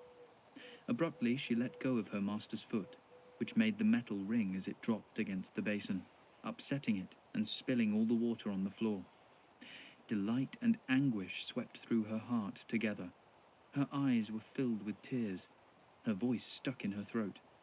She lifted her hand to Odysseus' chin and said, "Of course, you are Odysseus, my dear child, and I never knew till my hands passed all over my master." With this, she turned her eyes in Penelope's direction, wishing to let her know that her own husband was in the room. But Penelope was not able to meet her glance or pay any attention, because Athena had distracted her. In the meantime, Odysseus' right hand sought and gripped the old woman's throat, while with the other he pulled her closer to him. "Nurse," he said, "do you want to ruin me, you who suckled me at your own breast? I am indeed home after 20 years of grief and trouble. But since a god has revealed it to you, keep your mouth shut and let not a soul in the house learn the truth. Otherwise, I tell you plainly, and you know I make no idle threats, that if the gods deliver these fine suitors into my hands, I won't spare you, though you're my own nurse, on the day when I put the rest of the maids in my palace to death." "My child," the sensible Euryclea replied, "what a thing to say! You know well enough how staunch and unyielding my spirit is. I'll keep silent as a block of stone or iron.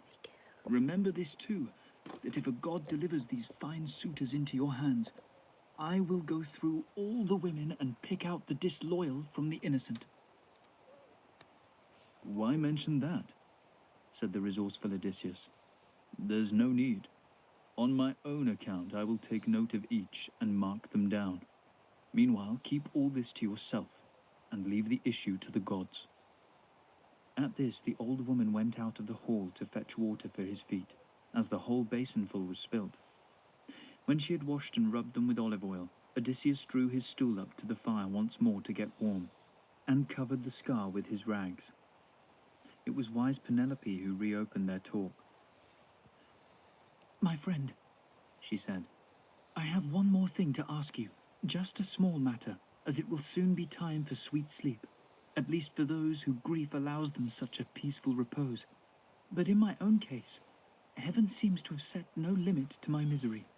By day, my one relief is to weep and sigh as I go about my tasks and supervise the work of the maids in the house. But when night falls and brings sleep to everyone else, I lie on my bed, and anxious cares come thronging into my restless, grieving heart, and give me no peace. You know how Pandarius' daughter, the tawny nightingale, perched in the dense foliage of the trees, makes her sweet music when the spring is young, and with many turns and trills pours out her full-throated song in sorrow for Italus, her beloved son, King Zethus' child, whom mistakenly she killed with her own hand. In the same way, my inclination wavers this way and that. Am I to stay with my son and keep everything intact, my belongings, my servants, and this great high-roofed house of ours, in loyalty to my husband's bed and deference to public opinion? Or shall I go away now with the one of my suitors here in the palace who is the most distinguished and the most generous with wedding presents? While my son was young and dependent, it was out of the question for me to leave my husband's house and marry again. But now that he has grown up and entered on manhood, he implores me to leave the house. So concerned is he for his estate, which he sees the Achaean lords squandering. But enough. Listen to this dream of mine and interpret it. I keep a flock of 20 geese here. They come in from the pond to pick up their grain, and I delight in watching them. In my dream, I saw a great eagle with a crooked beak swoop down from the hills and break their necks, killing them all. There they lay in a heap on the floor, while he soared up into the open sky. I wept and cried aloud, still in my dream, and beautifully dressed Achaean ladies gathering about me found me sobbing my heart out, because the eagle had slaughtered my geese. But the bird came back. He perched on a jutting beam of the roof, and breaking into human speech, he checked my tears. "Take heart," he said, "daughter of the far-famed Icarius. This is not a dream, but a happy reality which you shall see fulfilled. The geese were your suitors, and I that was the eagle am now your husband, home again and ready to inflict a gruesome fate on every man among them."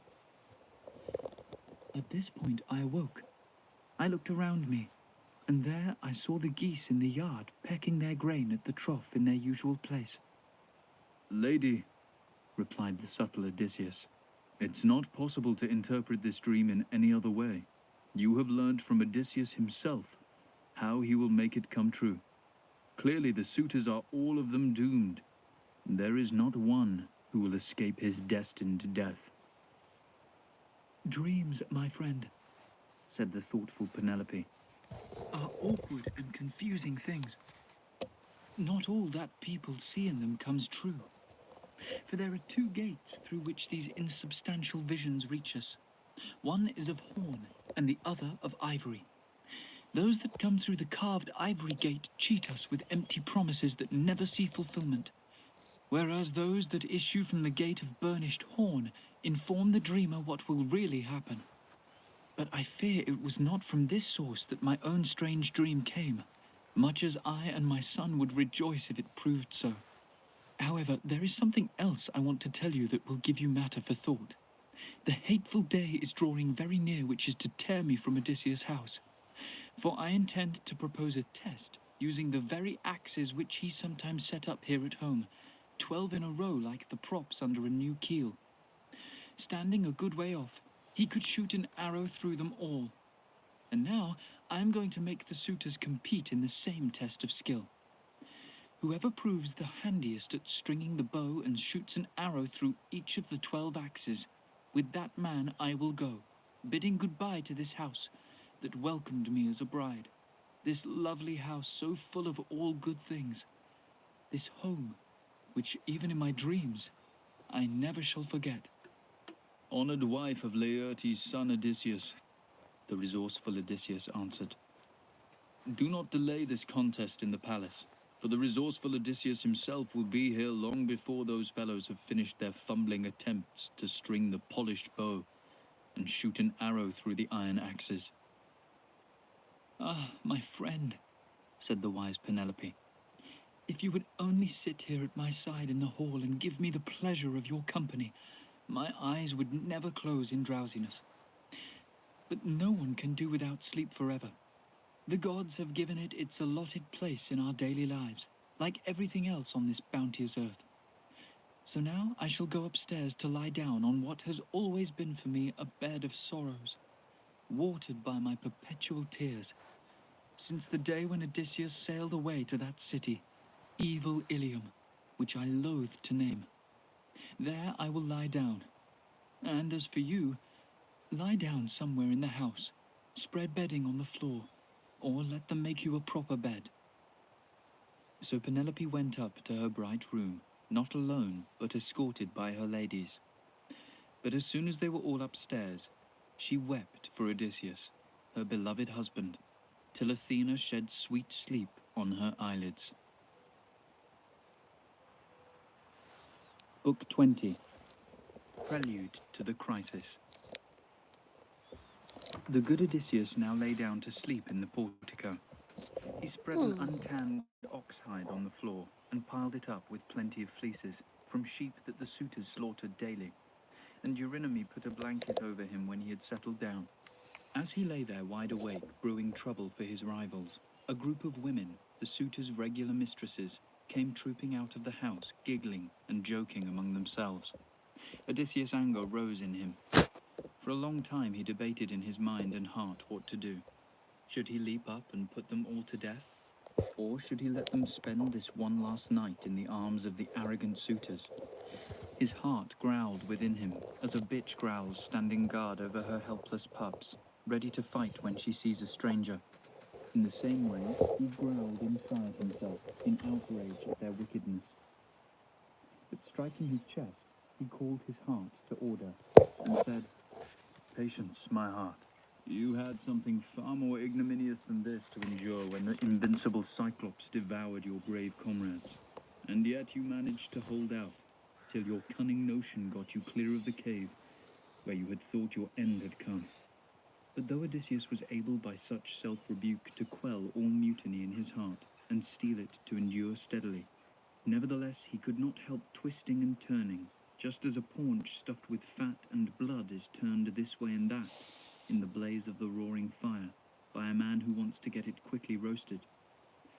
Twisting and turning, he pondered how, single-handed against such odds, he could get his hands on the shameless suitors, when Athena descended from heaven and approached him in the form of a woman. She stood above his head and spoke to him. "Sleepless again, Odysseus, most ill-fated of mortals. And why? This house is your home. Your wife is inside, and so is your son, a youth whom any man might wish to have for a son." "Goddess," replied Odysseus, the master schemer, "all that you say is true, and yet my heart is in some perplexity. How am I to get my hands on these shameless suitors? I am alone, whereas they are always together in a crowd when they are here. And there's another and still more perplexing matter on my mind. If by Zeus' will and yours I kill them, where could I go to escape vengeance? I ask you to consider these problems." "You really are incorrigible," exclaimed the bright-eyed goddess.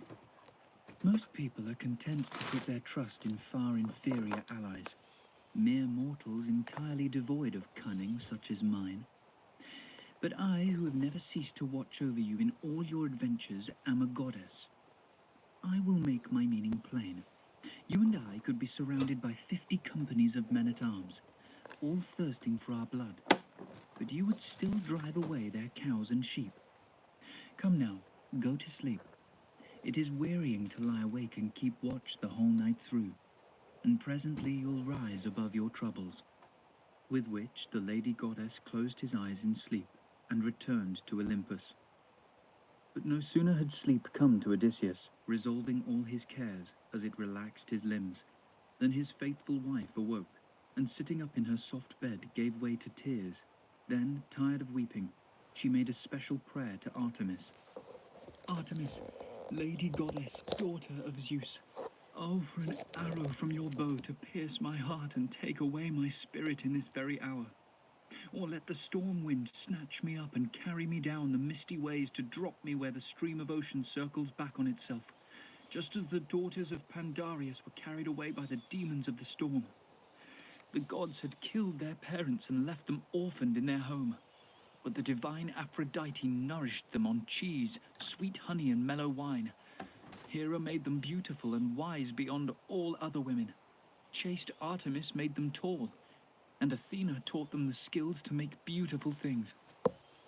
But there came a day when the divine Aphrodite went to high Olympus to ask Zeus the Thunderer, who knows everything that is destined or not destined for mankind, to grant these girls a happy marriage. And on that very day, the storm fiends snatched them up and handed them over to the tender mercies of the avenging Furies, the dreaded Erinyes. Gods of Olympus, annihilate me like that, or strike me dead, Artemis of the beautiful hair, so that I may sink underneath the hateful earth with Odysseus' image in my heart, rather than delight the heart of a lesser man. Grief is endurable when one weeps with an ache in the heart during the day, but can at least sleep at night and forget everything, good and bad, once one's eyelids close. But all that a god sends me are bad dreams. This very night again, I thought I saw Odysseus by me in bed, looking exactly as he looked when he sailed away with his army, and my heart leapt up, because I took it for no dream, but reality. Close on her words, golden-throned dawn appeared. The noble Odysseus caught the sound of her weeping, and as he mused about it, he imagined he could see her beside him with the light of recognition in her eyes. He took the blanket and sheepskins from his bed, and put them on a chair, carried the oxhide out and laid it down, then lifted up his hands in prayer. "O Father Zeus, if it is true that after all your persecution you gods willed to bring me home over dry land and sea to my own country, let someone in the palace where they are waking now utter a word of good omen for me, and let some other sign outside the palace be given." That was his prayer. Far above the clouds, Zeus the counselor heard it and thundered in the clear sky. Noble Odysseus rejoiced, and close upon this, from within the palace, there came the words he wanted, from a female slave in a building nearby, where the king's hand mills stood. 12 women had to toil away at these mills, grinding barley and wheat for nourishing bread. At the moment, they had all ground their share and gone off to sleep, all except one not so vigorous as the rest, who had not yet finished her task. This woman stopped her mill now and uttered the words of omen for her master. Zeus, lord of gods and men, how loudly you thundered from a starry sky, and never a cloud in sight. You must have meant it as a sign for someone. Listen to poor me too, and let my wish come true. Let today's be the very last of the suitors' sumptuous feasts in Odysseus' palace. My knees have grown weak from the heart-breaking drudgery of grinding corn for the suitors. May this be their last dinner, say I. The woman's words of omen combined with the clap of thunder to make Odysseus a happy man. He felt that a crushing revenge on the sinners was assured. By this time the other maids were stirring in Odysseus' fine palace, and making up the fire which never quite died down on the hearth. Telemachus got up from his bed looking like a young god, and put on his clothes. He slung his sharp sword from his shoulder, bound a beautiful pair of sandals on his glistening feet, picked up his great bronze-pointed spear, and made his way to the threshold of the hall, where he spoke to Euryclea. Nurse, dear, he said, did you women attend properly to our visitor here, in the matter of food and bedding? Or did he sleep as best he could? That would be just like my mother, who for all her wisdom is far too ready to make much of a lesser man and send a better man packing. Come, my child, said the level-headed Euryclea. I wish you wouldn't blame your mother when there is no cause. The man sat and drank as long as he wanted. As for food, he said he had no appetite for more. Your mother asked him, and when the time came to think of sleep, she told the servants to make him a proper bed. But like a poor fellow utterly down on his luck, he refused to sleep between blankets on a bed, and lay down instead on an undressed hide and some sheepskins in the portico. It was we who spread a blanket over him. That was her account. Telemachus set out from the hall, spear in hand, escorted by 2 hunting dogs, and made his way to the assembly place to join his fellow countrymen. Meanwhile, the daughter of Ops, Paesena's son, the excellent Euryclea, issued her orders to the maids. To work, she called. You there, sweep and sprinkle the floors. Look sharp about it, and spread the purple coverings on those special chairs. And you, sponge all the tables down and wash the wine bowls and those precious 2-handled cups. And you others, run off to the well and fetch us some water as quick as you can. We shall soon have the suitors in the hall. They're coming early. Today is a festival. The girls heard and obeyed. 20 went off to draw water from the dark waters of the well, while the rest got on efficiently with the work indoors.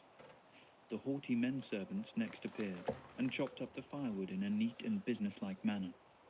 The maids soon came back from the well, and after them came the swineherd, who drove up 3 fatted hogs, the pick of all his beasts. He left the animals to root around for food in the spacious courtyard, and came up to Odysseus, whom he greeted affably. "Well, friend, are the suitors behaving better towards you? Or do they still treat you like dirt?"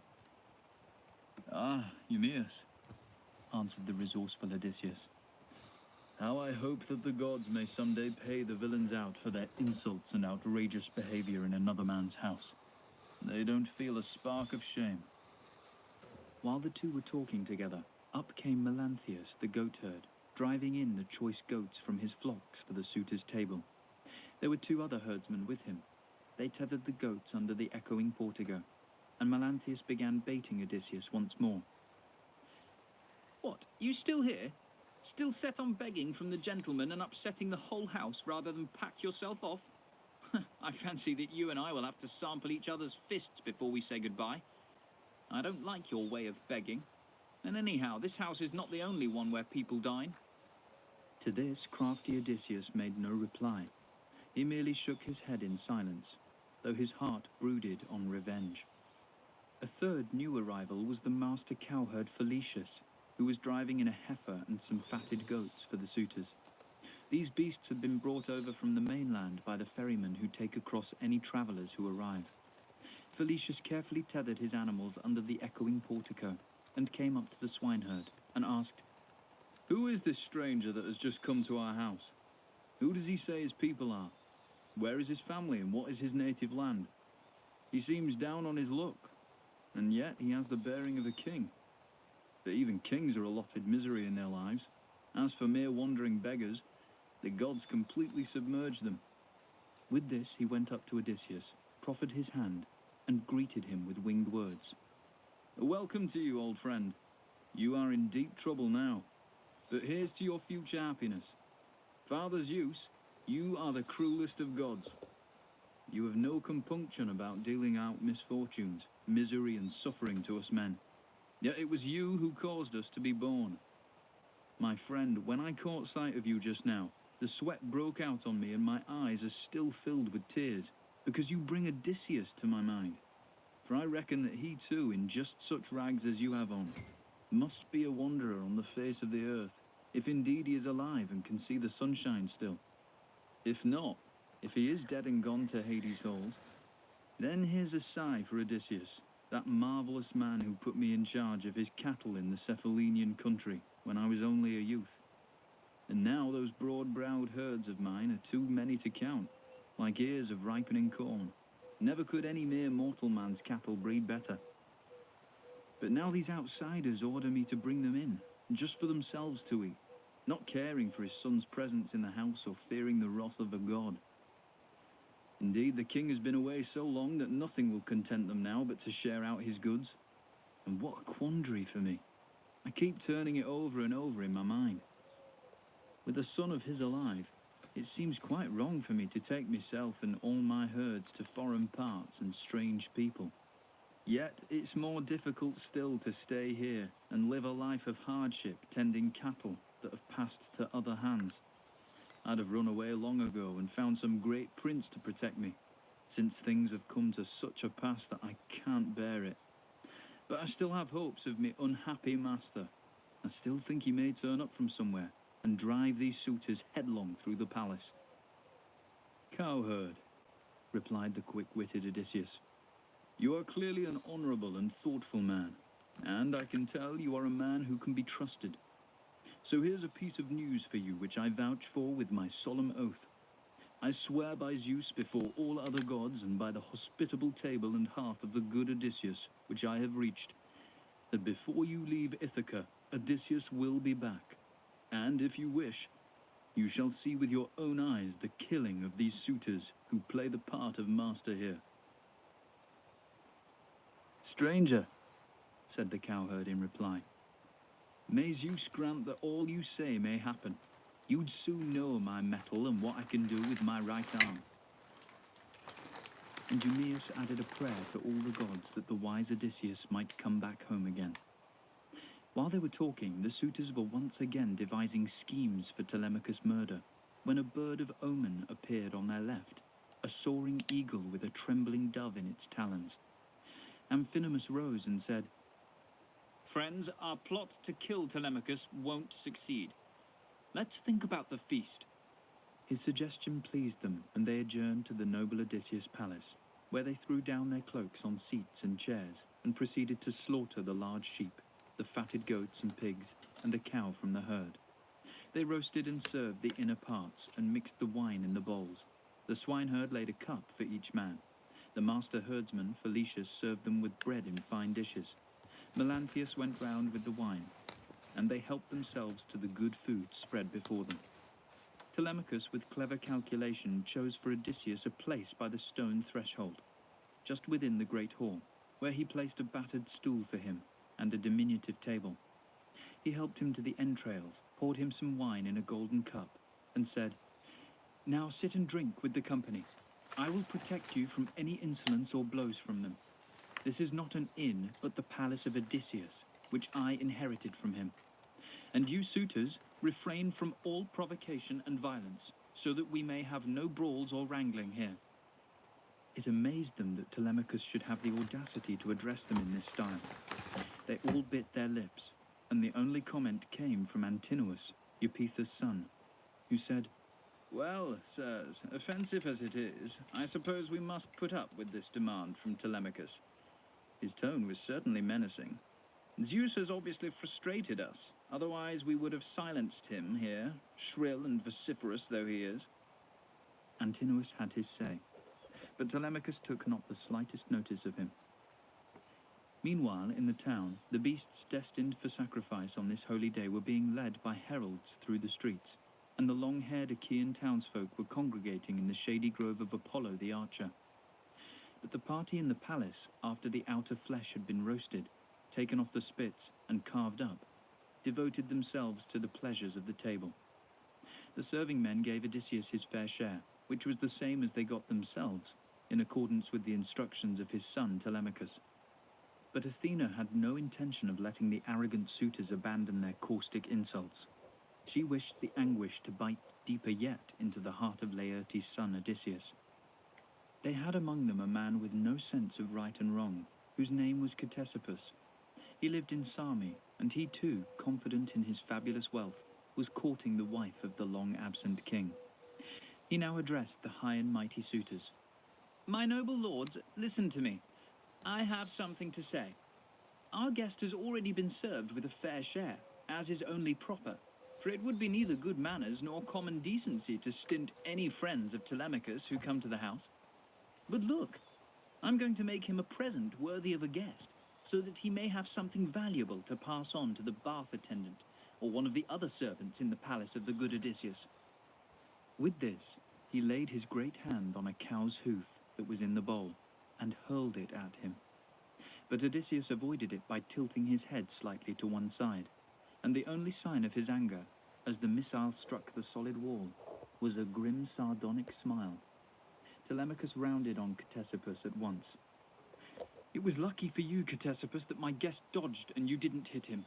For if you had, I'd have run you through with my spear, and your father would have held a funeral here instead of a wedding. Understand, I won't have this disgraceful behavior from anyone in my house.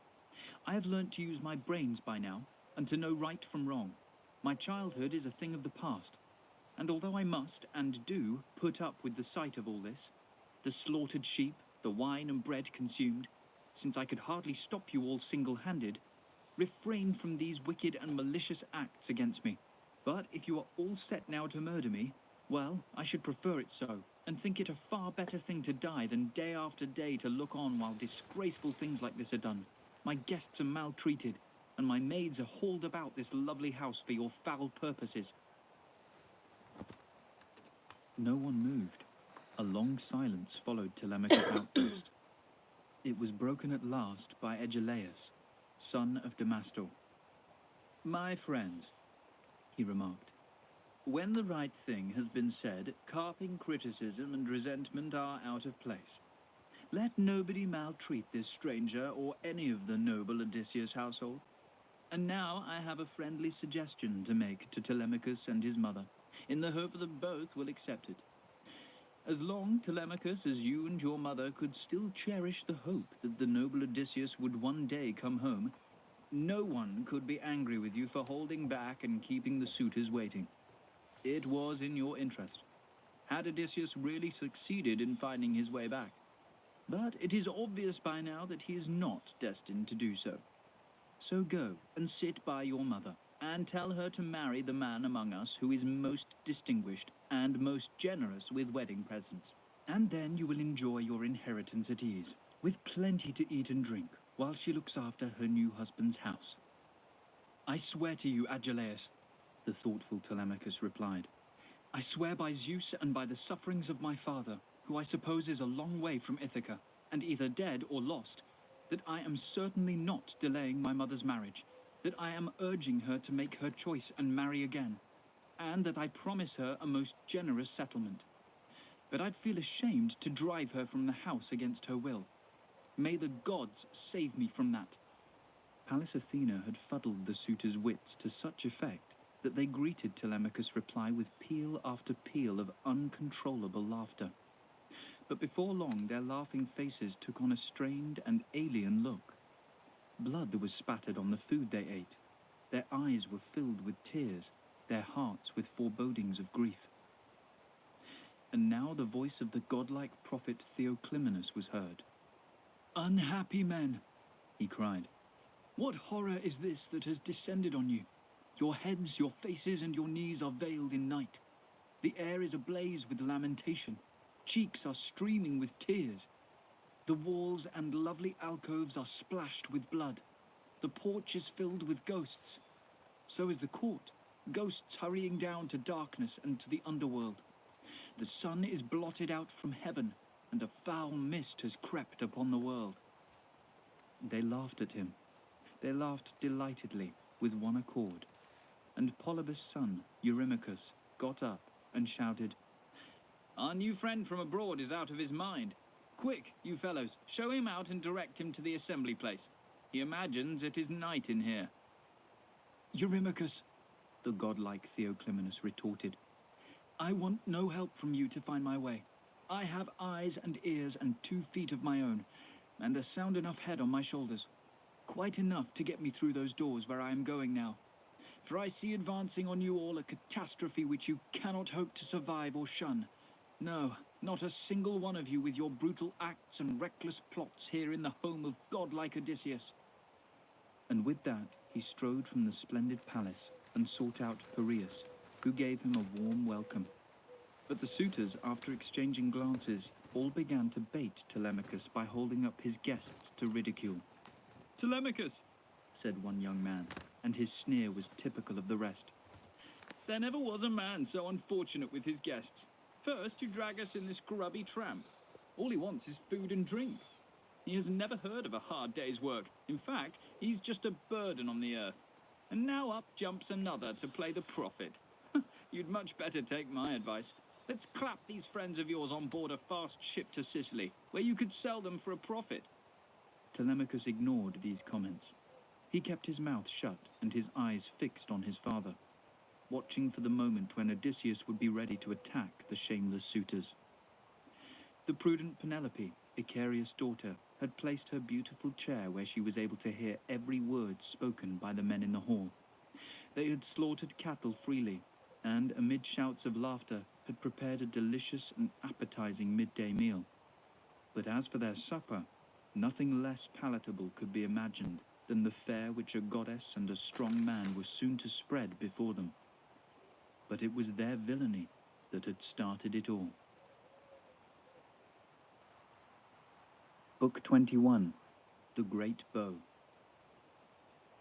Athena, goddess of the flashing eyes, now prompted the wise Penelope, Icarius' daughter, to confront the suitors in the palace with the bow and the axes of grey iron that were to be a test of their skill and the instruments of their destruction. She went upstairs to her room and with her strong hand picked up a well-made bronze key with an ivory handle. She then made her way with her ladies to a storeroom in a distant corner of the palace, where her lord's treasure was kept, bronze, gold, and wrought iron. Here too was the supple bow and quiver full of deadly arrows which had been given to him by his friend the godlike Iphitus, Eurytus' son, when they met in Lacedaemon. The two came across each other at the house of the shrewd Ortilochus in Messene. Odysseus had come over to recover a public debt, some Messenians having stolen 300 sheep from Ithaca, and their shepherds too, and carried them off in their many oared ships. This was the business that brought Odysseus so far afield, though a mere boy at the time. His father and the other elders had entrusted him with the mission. Iphitus, for his part, had come in search of a dozen mares he had lost, with their sturdy little mules at foot. In the event, these horses led to his death in a fatal encounter with Heracles, the lion-hearted son of Zeus, and hero of the mighty labours. For Heracles killed him in his own house, though he was Iphitus' host, caring no more in that cruel heart of his for the vengeful eye of the gods than for the hospitality he had given him. Feasted the man first, then killed him, and appropriated the large hooved mares, keeping them in his own palace stables. It was on his quest for these animals that Iphitus met Odysseus and gave him the bow, which in years gone by the great Eurytus, his father, had carried, and at his death bequeathed to him in his lofty palace. In return, Odysseus gave Iphitus a sharp sword and a strong spear as a token of a warm friendship. But before the two could meet as host and guest, the son of Zeus had killed the heroic Iphitus, the giver of the bow. This bow Odysseus never took onto his black ships with him when he sailed to the war, but laid it up at home in memory of a treasured friend, though he used it on his own estate. The great lady reached the storeroom and set foot on the oaken threshold, the work of some carpenter of bygone days, who had smoothed it well and trued it to the line, fixed the doorposts in their sockets, and hung the polished doors on them. She quickly undid the thong attached to the hook, passed the key through the hole, and with an accurate thrust shot back the bolt. With a groan like the roar of a bull at grass in a meadow, the doors flew open before her, and she stepped onto the raised floorboards. Here stood the chests where clothing was laid in scented herbs. Reaching up, Penelope lifted the bow in the shining case off its peg, and there she sat down with the case on her knees, and burst into tears, and wept aloud, as she drew out her husband's bow.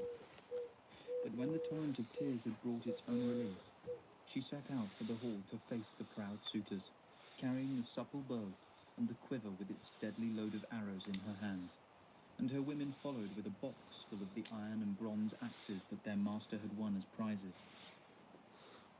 When she drew near to the suitors, the great lady drew a fold of her shining veil across her cheeks, and took her stand by a pillar of the massive roof, with a faithful maid on either side. Then she issued her challenge to the suitors. "Listen, proud suitors.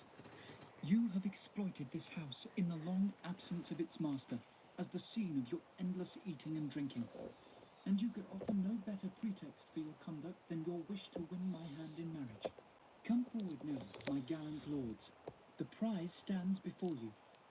I shall now place the great bow of godlike Odysseus in front of you. Whoever strings the bow most easily and shoots an arrow through every one of these 12 axes, with that man I will go, bidding goodbye to this house, which welcomed me as a bride, this lovely house so full of all good things, this home that even in my dreams I never shall forget." She then turned to the good swineherd Eumaeus and told him to hand over the bow and the iron axes to the suitors. As he took them from her and set them down, Eumaeus burst into tears, and the cowman beyond him also began sobbing when he saw his master's bow. Antinous turned on them with abuse. "You snivelling peasants," he exclaimed, "who can't see further than your noses. You miserable pair, what are you standing there for, snivelling and upsetting your mistress, as though the loss of her beloved husband weren't painful enough? Sit down and eat your food in silence, or else clear out of here and cry outside. But leave the bow where it is, the bow that will seal our fate. I don't think that polished bow will prove easy to string. There's not a man in this whole company like Odysseus. I saw him myself. I remember it well, though I was only a child at the time." In spite of what he said, Antinous nursed a secret hope that he himself might string the bow and shoot through all the iron rings. In fact, he was to be the first to sample an arrow from the hands of the peerless Odysseus, whom, sitting there in the palace, he was insulting, and encouraging all his friends to do the same.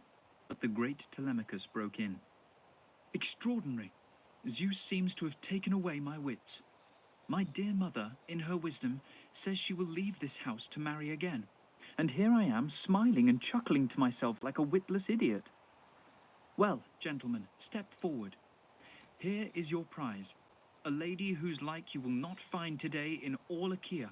No, not in sacred Pylos, nor in Argos, nor Mycenae, nor in Ithaca itself, nor on the dark mainland. But you know this well enough. What need for me to sing my mother's praises? So come along. No false excuses or long delays. String the bow and then we'll see. I shouldn't mind trying myself. And if I string the bow and shoot an arrow through the axes, I won't be too upset if my mother says goodbye to this house and goes away with another man, leaving me here, as I'll know that at last I'm capable of winning the fine prizes my father won. As he finished speaking, Telemachus leapt from his seat, thrust the purple cloak off his shoulder, and removed the sword hanging there. He proceeded to dig a single long trench for all the axes. Then he planted them in it, getting them exactly in line, and stamped down the earth around them. The men watching could not help admiring the neat way in which he set them up, though he had never seen it done before. Then he took his stance on the threshold and tried the bow. 3 times he made it quiver in his efforts to bend it. 3 times his strength failed, though he still hoped to succeed in stringing it and shooting through the iron rings. And the 4th time he put such pressure on the bow that he might well have strung it yet, if Odysseus had not put an end to his attempts with a shake of the head. "Damn it!" the great Telemachus exclaimed. "I suppose I shall always be a coward and a weakling. Or perhaps I'm too young, not sure enough yet of my own strength to defend myself against anyone who may care to pick a quarrel with me. Well, sirs, it is now up to you. Who are stronger men than I? Let's get the contest settled." With this, he put the bow down on the ground, propping the tip against the polished woodwork of the door with the arrow resting against the beautiful door handle. Then he resumed his seat. Antinous, Eupeithes' son, called out, "Come forward, friends, one by one, from left to right, beginning from where the wine is poured." This was agreed, with the result that the first man to get up was Leodes, son of Enops, who used to officiate at their sacrifices, and always sat by the great wine bowl in the far corner. Unlike the rest, he abhorred the suitors' recklessness, and their conduct filled him with indignation. Rising now to take the first turn, he picked up the bow and arrow, took his stand on the threshold, and tried the bow. But long before he could string it, the effort of bending it tired out his delicate, unhardened hands. He turned to the suitors.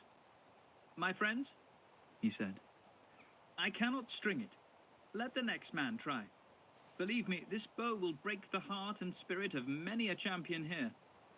Yet it is far better to die than to live on without ever winning the prize that lures us all here every day and keeps us always hoping. As it is, some of you are hoping and longing to marry Odysseus' wife, Penelope. Let them try the bow and see. They'll soon be courting and laying their gifts at the feet of some other long-robed Achaean woman. And so Penelope will be able to marry the man who offers most, and is her destined husband." Leodes relinquished the bow, propping the tip against the polished woodwork of the door, with the arrow leaning against the beautiful door handle, and so resumed his seat. But Antinous took him to task with asperity. "Leodes, what a preposterous speech! It's a monstrous suggestion, which I strongly resent, that this bow will break the heart and spirit of many a champion here. Just because you cannot string it yourself. It's clear that your good mother didn't bring you into the world to string bows and shoot arrows.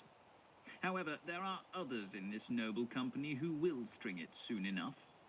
Then he turned to Melanthius, the goatherd. "Look sharp, Melanthius," he ordered, "and make a fire in the hall. Draw up a big stool with a fleece on it, and bring a large round of tallow from the stores, so that we young men can warm and grease the bow before we try it, and settle the match." Melanthius quickly made up the fire, which was still glowing, drew up a stool on which he spread a fleece, and fetched a large round of tallow from the store. The young men greased the bow with the hot tallow, tried their best, but failed to string it. They were not nearly strong enough. Antinous, however, and Eurymachus of the godlike looks, held back for the time being, though they were the leaders of the party, and by far the best men in it. Meanwhile, the cowman and the swineherd of the noble Odysseus had joined forces and slipped out of the house. Odysseus himself followed them out, and when they had passed through the door and the courtyard, he called out, "Cowman, swineherd," and then proceeded tactfully to sound them out. "Shall I speak out, or shall I hold my tongue?" "No, I feel I must speak. If it came to fighting for Odysseus, what line would you men take? Supposing he were to turn up from somewhere suddenly, brought back by some god. Would you be on the suitor's side or his? Tell me which way your real feelings lie." "Father Zeus," the cowman said, "hear my prayer. May some power lead him home. You'd soon know my strength and the power of my right arm." And Eumaeus added a prayer to all the gods that the wise Odysseus might see his home again. Odysseus, thus assured of their genuine feelings, said, "Well, here I am. Yes, I myself, home again in my own country in the 20th year after much suffering. I know that you are the only two of all my men who will be glad to see me back, for I have not heard a single one of the others put up a prayer for my return. So I'm going to tell you two exactly what the future holds for you. If the powers above let me overthrow these arrogant suitors, I'll find you each a wife, give you possessions and build you houses near to mine. And from that day I shall regard you both as Telemachus' friends and brothers. I will now show you something as positive proof, so that you can be absolutely sure in your hearts who I am. It is this scar, where I was struck by a boar's tusk when I went to Parnassus with Autolycus' sons." As he spoke, he drew his rags aside and exposed the long scar. The two men looked and examined it carefully. Then, weeping, they flung their arms round wise Odysseus' neck and showered kisses on his head and shoulders. Odysseus in turn kissed their heads and hands, and the sun would have gone down on their weeping had not Odysseus himself checked them. "Stop crying," he said, "or someone coming from the hall may see us and tell the people indoors. Go in now, one after the other, not together. I shall go first, and you must follow. And here's your cue. The others, those fine suitors, will refuse to let me have the bow and quiver. When that happens, good Eumaeus, bring the bow down the hall and put it in my hands. Also, tell the women to lock that tight-fitting door which leads to their rooms, and say that if they hear groans or any other noise from the men's part of the palace, they are not to stir from their quarters, but to stay quietly where they are and get on with their work. The job of bolting and barring the courtyard gate I give to you, good Felicius. Fasten it tight." When he had given them these instructions, Odysseus went back into the stately palace and sat down on the stool he had recently left. The two servants of the godlike Odysseus followed him in. By now the bow had come into the hands of Eurymachus, who was turning it round and round in front of the glowing fire to warm it. But he failed to string it for all that, and he groaned from the depths of his proud heart. "Damnation take the thing!" he cried in his rage. "I feel this bitterly, not for myself alone, but for us all. I'm not upset so much about the marriage, though that is a bitter blow. There are plenty of women left in sea-girt Ithaca and in other towns. What does grieve me is the thought that our failure with this bow proves us such weaklings compared with the godlike Odysseus. The disgrace will stick to our names forever." But Antinous, Eupeithes' son, protested. "Eurymachus, it won't be like that, and you know it. Today is a public holiday in honor of the god. Is that a time for bending bows? Put the thing down and forget it. And why not leave the axes standing where they are? I'm sure nobody is going to break into the palace of Laertes' son and steal them. Come, let the wine steward go round and pour a little into each cup. We'll make our libations and give archery a rest. And tomorrow, tell the goatherd Melanthius to bring in the very best goats from all his flocks, so that we can sacrifice thigh bones to the great archer, Apollo. and then try the bow, and see who wins. This was very much to their liking. Accordingly, their squires came and sprinkled their hands with water, and the pages filled the mixing bowls to the brim with drink, and then, after first pouring a little into each man's cup, served them all with wine. When they had made their libations and satisfied their thirst, the crafty Odysseus came out with a wily suggestion. "Listen to me, suitors of our famous queen, and let me tell you what I feel I must. And my plea is particularly directed to Eurymachus and godlike Antinous, who spoke so sensibly. Lay aside the bow for the moment and leave the issue to the gods. Tomorrow the archer god will grant his favorite the strength to win. Meanwhile, just pass me the polished bow, so that while you watch, I can test the strength of my hands and find out whether there's any power left in these limbs that were once so supple, or whether the privations of a roving life have robbed me of it all by now." His request enraged them beyond measure, for they really feared he might string the bow, and Antinous turned on him in a fury. "Miserable intruder, you're quite out of your mind. Can't you be content to dine your to get your share of every dish and to listen to our talk, which no other visitor or tramp is privileged to hear? This mellow wine has got to you. It's the downfall of any man who gulps it down instead of drinking in moderation. Remember Eurytion, the famous centaur. It was the wine that stupefied him in brave Pirithous' palace during his visit to the Lapis age. Stupefied with drink, he perpetrated that outrage in Pirithous' very home. His host leaped up in anger, dragged him to the porch, and threw him out of doors. But not before they had ruthlessly sliced his ears and nose off with a knife. He staggered away stupefied, carrying the burden of his folly in his darkened mind. That was the beginning of the feud between centaurs and men. But he was the first to suffer, and he brought his troubles on himself by getting drunk. And you, I warn you, will come to grief in much the same way if you string this bow. You will be given no sympathy in our part of the country. We'll pack you off in a black ship for King Aegetus the Destroyer, and nothing will get you out of his clutches. So drink in peace, and don't attempt to compete with men younger than yourself." But here the prudent Penelope intervened. "Antinous, it is neither good manners nor common decency to show such meanness to people who come to this house as Telemachus' guests. Do you imagine that if this stranger has enough faith in his own strength and bends the great bow of Odysseus, he is going to carry me home with him and make me his wife? I don't believe he ever thought of such a thing himself. So do not let that spoil anyone's dinner here. That is out of the question." It was Eurymachus, Polybus' son, who answered her. "Daughter of Icarius, wise Penelope, we do not imagine that this man will win your hand. That is out of the question. What we shrink from is what men and women would say. We don't want the common people to be saying, 'A poor lot, these, not up to the fine man whose wife they want to marry. They can't string his bow.'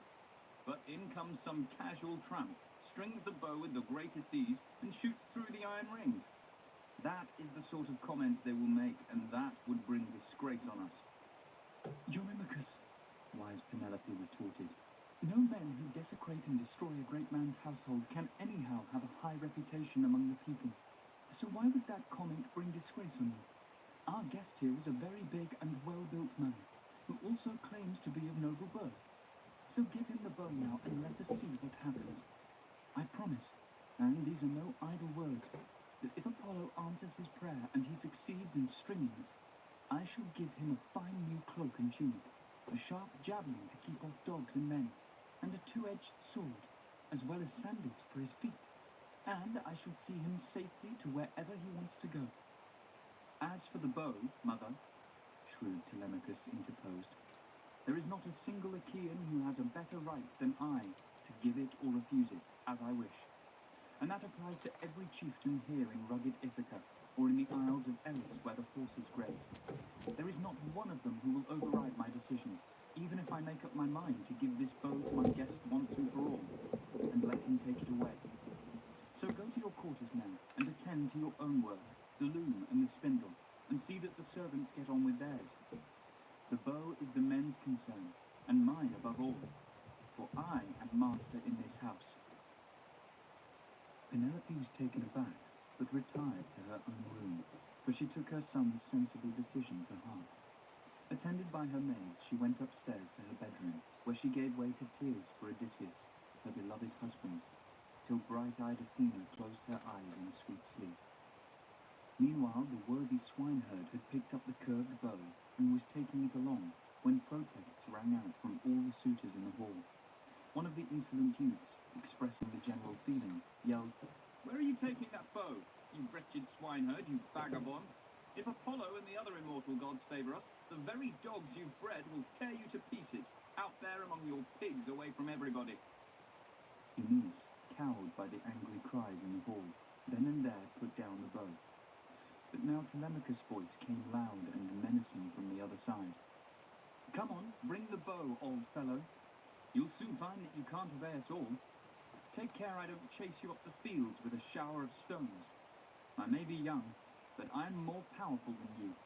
If only I had the same advantage in muscle over all the suitors in the place, I'd soon send them packing back where they belong, and out of this house of mine where they hatch their ugly plots." The suitors greeted this speech with roars of hilarious laughter, which took the edge off their resentment against Telemachus. The swineherd picked up the bow, carried it down the hall to wise Odysseus, and put it in his hands. He then called the nurse Eurycleia from her quarters, and said, "Eurycleia, you're sensible. Telemachus' orders are for you to lock those close-fitting doors to the women's rooms, and if anyone hears groans or any other noise from the men's part of the house, they are not to stir from their quarters, but must stay quietly where they are, and get on with their work." Without a word, Eurycleia went and locked the doors leading out of the great hall. At the same time, Felicius slipped quietly out and barred the door leading into the courtyard, which he made fast with a ship's hawser of reeds that was lying under the colonnade. This done, he went in and sat down on the stool he had left, with his eyes fixed on Odysseus. Odysseus now had the bow in his hands, and was twisting it about and bending it at both ends, in case worms had eaten into the horn in the long absence of its owner. The suitors glanced at one another, and one said, "Ha! Quite the expert, with a critic's eye for bows. No doubt he collects them at home or wants to make one, judging by the way he twists it about. The old vagabond is up to no good." Another arrogant youth said, "I hope he has as much luck at that as he has chance of ever stringing the bow." While they were talking, Odysseus, master of stratagems, had picked up the great bow and checked it all over. As a minstrel skilled at the lyre and in song easily stretches a string round a new leather strap, fixing the twisted sheep gut at both ends, so he strung the great bow without effort or haste. Then with his right hand he tested the string, and it sang as he plucked it with a sound like a swallow's note. The suitors were utterly mortified, the colour faded from their cheeks, and to mark the moment there came a thunderclap from Zeus, and Odysseus' long-suffering heart leapt up for joy at this sign of favour from the son of Cronos, of the devious ways. One arrow lay loose on the table beside him. The rest, which the Achaean lords were soon to experience, was still inside their hollow quiver. He picked up this shaft, set it against the bridge of the bow, drew back the grooved end, and the string together, all without rising from his stool, and with a straight aim, shot. Not a single axe did he miss. From the first handle ring, right through them all and out at the last, the arrow sped with its burden of bronze. Odysseus turned to his son. "Telemachus," he said, "the stranger sitting in your hall has not disgraced you. I did not miss the target or make hard work of stringing the bow. My powers are unimpaired, and the suitors did me an injustice when they disparaged me. But the time has come now to get their supper ready, while it is light, and after that to pass on to the further pleasures of music and dancing, which add to the delights of a banquet." As he finished, he gave a nod, whereupon noble Odysseus' son Telemachus slung on his sharp-edged sword, and, gripping his spear, took his stand by the chair at his father's side, armed with resplendent bronze. Book 22. The Battle in the Hall. Throwing off his rags, the resourceful Odysseus leaped onto the great threshold with his bow and his full quiver, and poured out the swift arrows at his feet. The match that was to seal your fate is over, He called out to the suitors. now for another target which no man has yet hit. If I can hit it, and Apollo grants my prayer. And with that, he levelled a deadly shaft straight at Antinous. Antinous had just reached for his fine cup to take a draught of wine, and the golden two-handled beaker was balanced in his hands. No thought of bloodshed entered his head, for who could guess, there in that festive company, that one man, however powerful he might be, would bring evil death and black doom on him against such odds. Odysseus took aim and shot him in the neck. The point passed clean through his tender throat. The cup dropped from his hand as he was hit, and he lurched over to one side. His lifeblood gushed from his nostrils in a turbid jet. His foot lashed out and kicked the table from him. His food was scattered on the ground, and bread and meat lay there in the dirt. When the suitors saw the man collapse, there was uproar in the hall. They sprang from their chairs and rushed in confusion about the room, searching the solid walls on every side. But not a shield or sturdy spear was there to lay hands on. They rounded in fury on Odysseus. Stranger, men make a dangerous target. You have played your last match. Now you shall surely die. You have killed the greatest nobleman in Ithaca. For that, the vultures shall eat you. Each of them laboured under the delusion that he had killed the man by accident. It had not dawned upon the fools that the fate of all of them was sealed. The master strategist Odysseus gave them a black look. You dogs, He cried. you never thought to see me back from Troy. So you fleeced my household, you raped my maids, you courted my wife behind my back though I was alive, with no more fear of the gods in heaven than of the human vengeance that might come. One and all, your fate is sealed. Fear drained the colour from their cheeks, and each man cast round to find some sanctuary from sudden death. Eurymachus alone found his tongue. If you really are Odysseus of Ithaca home again, then what you say of all the unforgivable outrages the Achaeans have committed, here in your house and on your lands, is justified. But the man who is responsible for everything lies dead already. Antinous there, the prime mover in these misdeeds, inspired not so much by any wish or need to marry, as by a very different aim, in which Zeus, son of Cronos, has thwarted him. And that was to make himself king of the fair city and land of Ithaca, after ambushing your son and murdering him. But he has got his deserts now and been killed.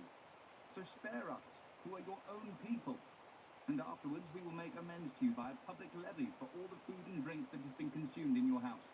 We will each bring a contribution to the value of 20 oxen, and repay you in bronze and gold till your heart softens. Meanwhile, no one could blame you for your anger.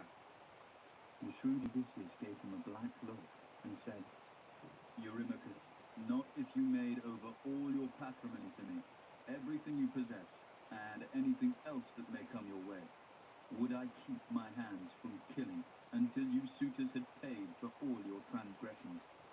The choice now lies before you, either to face me and fight, or else to run and see if you can escape death and doom. Though I do not think any of you will get away alive. When they heard this, their hearts quaked and their knees shook underneath them. But once again Eurymachus spoke up. My friends, He said, this man will not refrain from using his unconquerable hands. He has got the polished bow and the quiver, and will shoot from the threshold floor till he has killed us all. Let's stand and fight. Draw your swords. Hold up the tables to keep off his murderous shots, and advance on him altogether. That way we may drive him from the threshold and the door. Retreat through the town, and quickly raise the alarm. This man would soon find out that his shooting days were over. As he spoke, he drew his sharp two-edged sword of bronze and leapt at Odysseus with a blood-curdling shout. But at the same moment, the good Odysseus let an arrow fly, which struck him on the breast by the nipple with such force that it pierced his liver. The sword dropped from his hand. He doubled up and fell sprawling over the table, hurling the food and wine cup to the floor. In his agony he beat his forehead on the ground, his feet lashed out and rocked the chair, and mist closed over his eyes. Amphinomus was the next to attack the illustrious Odysseus,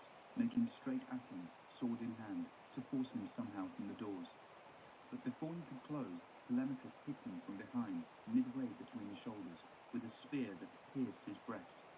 He fell with a crash and struck the ground with his forehead. Telemachus leapt back, leaving the long spear planted in Amphinomus' body, because he was terrified that one of the enemy might dash in and strike him with a sword, as he pulled at the long shaft or stooped over the corpse. So he ran off quickly to rejoin Odysseus, and, standing at his side, spoke words that flew. Listen, father, I am going to fetch you a shield now, and a couple of spears, and a bronze helmet to fit round your temples. I shall arm myself too when I come back, and do the same for the swineherd and the cowherd. It would be better to be armed.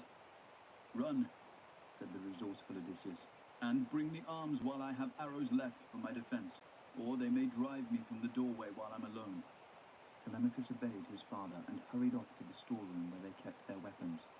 There he picked out 4 shields, 8 spears, and 4 bronze helmets topped with horsehair plumes, and, carrying these, made all haste to his father's side, where he at once proceeded to arm himself. The 2 servants did the same, and took their stand by the masterly, resourceful Odysseus.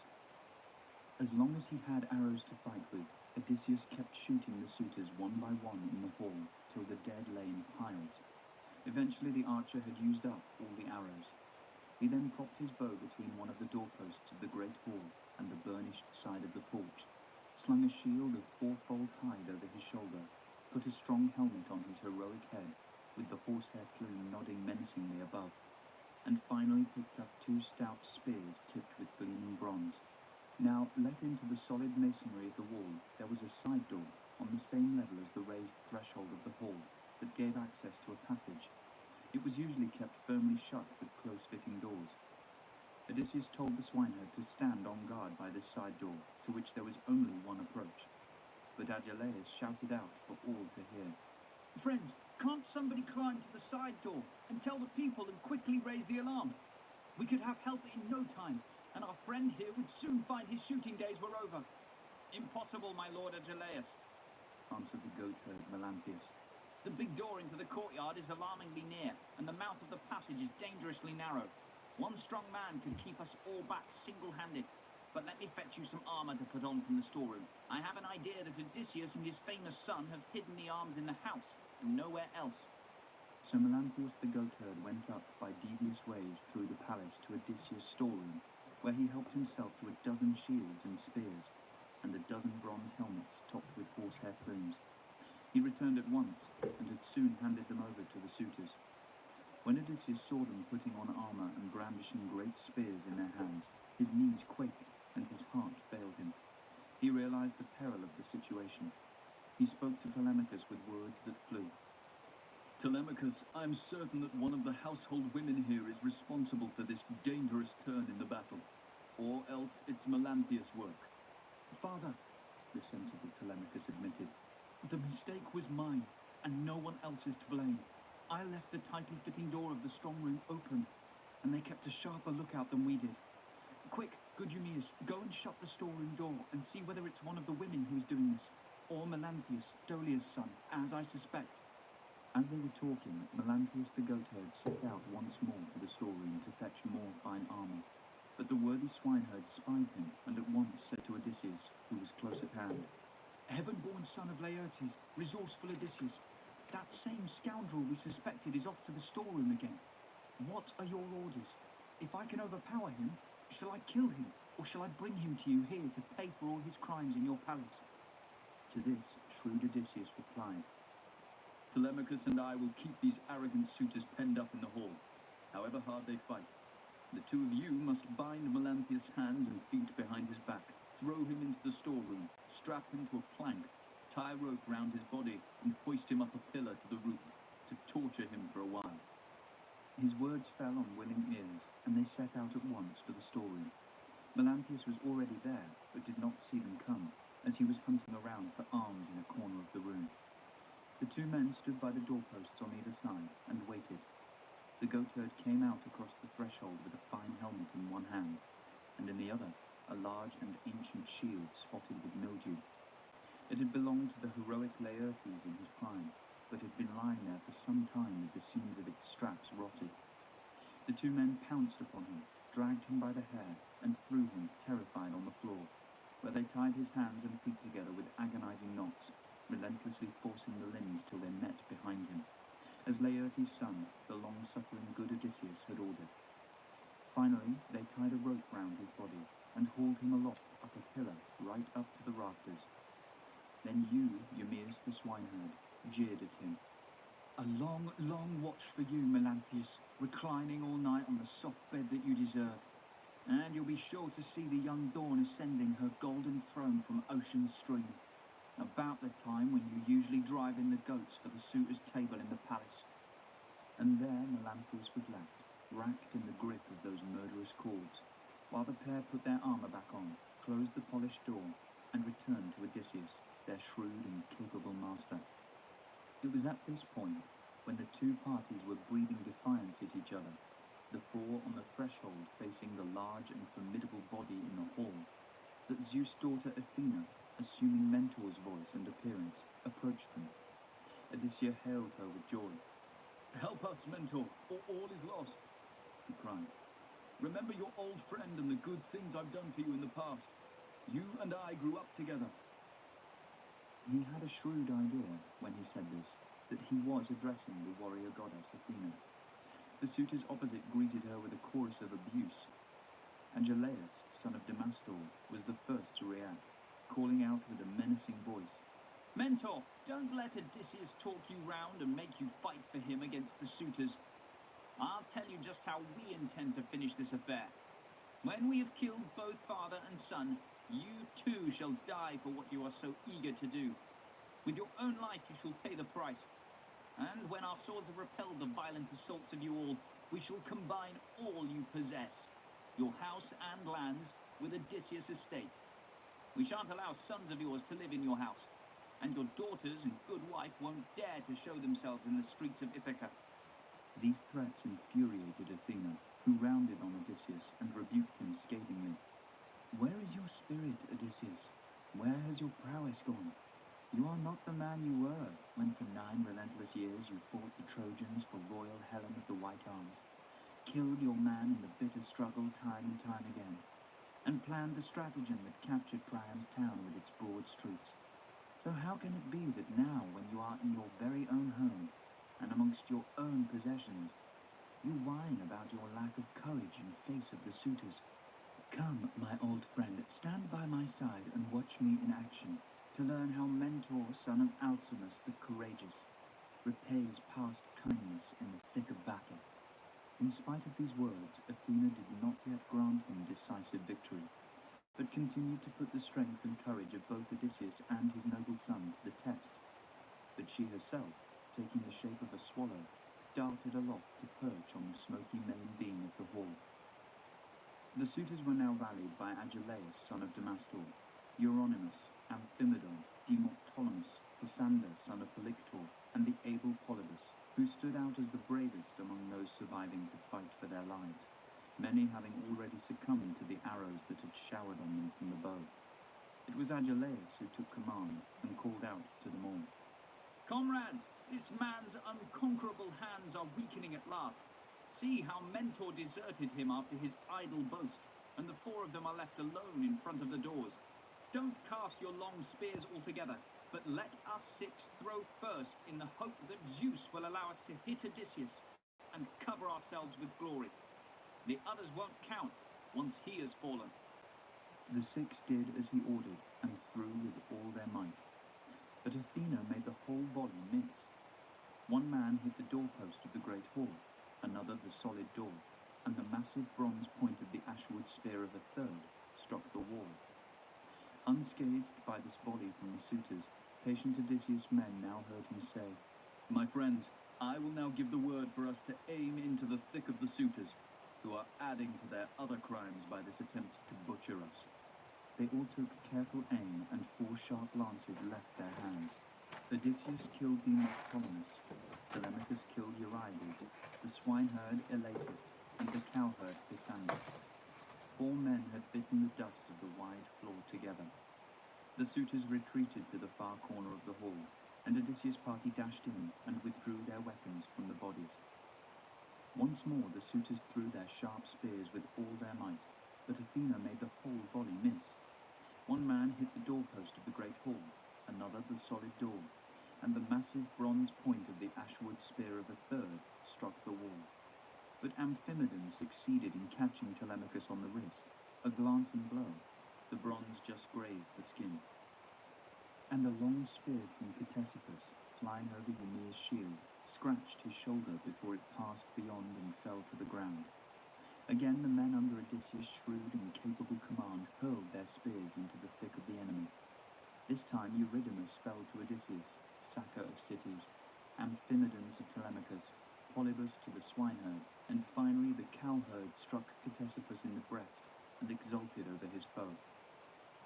"You foul-mouthed son of that braggart Polytherses, now control your fatuous tongue and don't talk so big, but entrust your speaking to the gods, who are far stronger than you.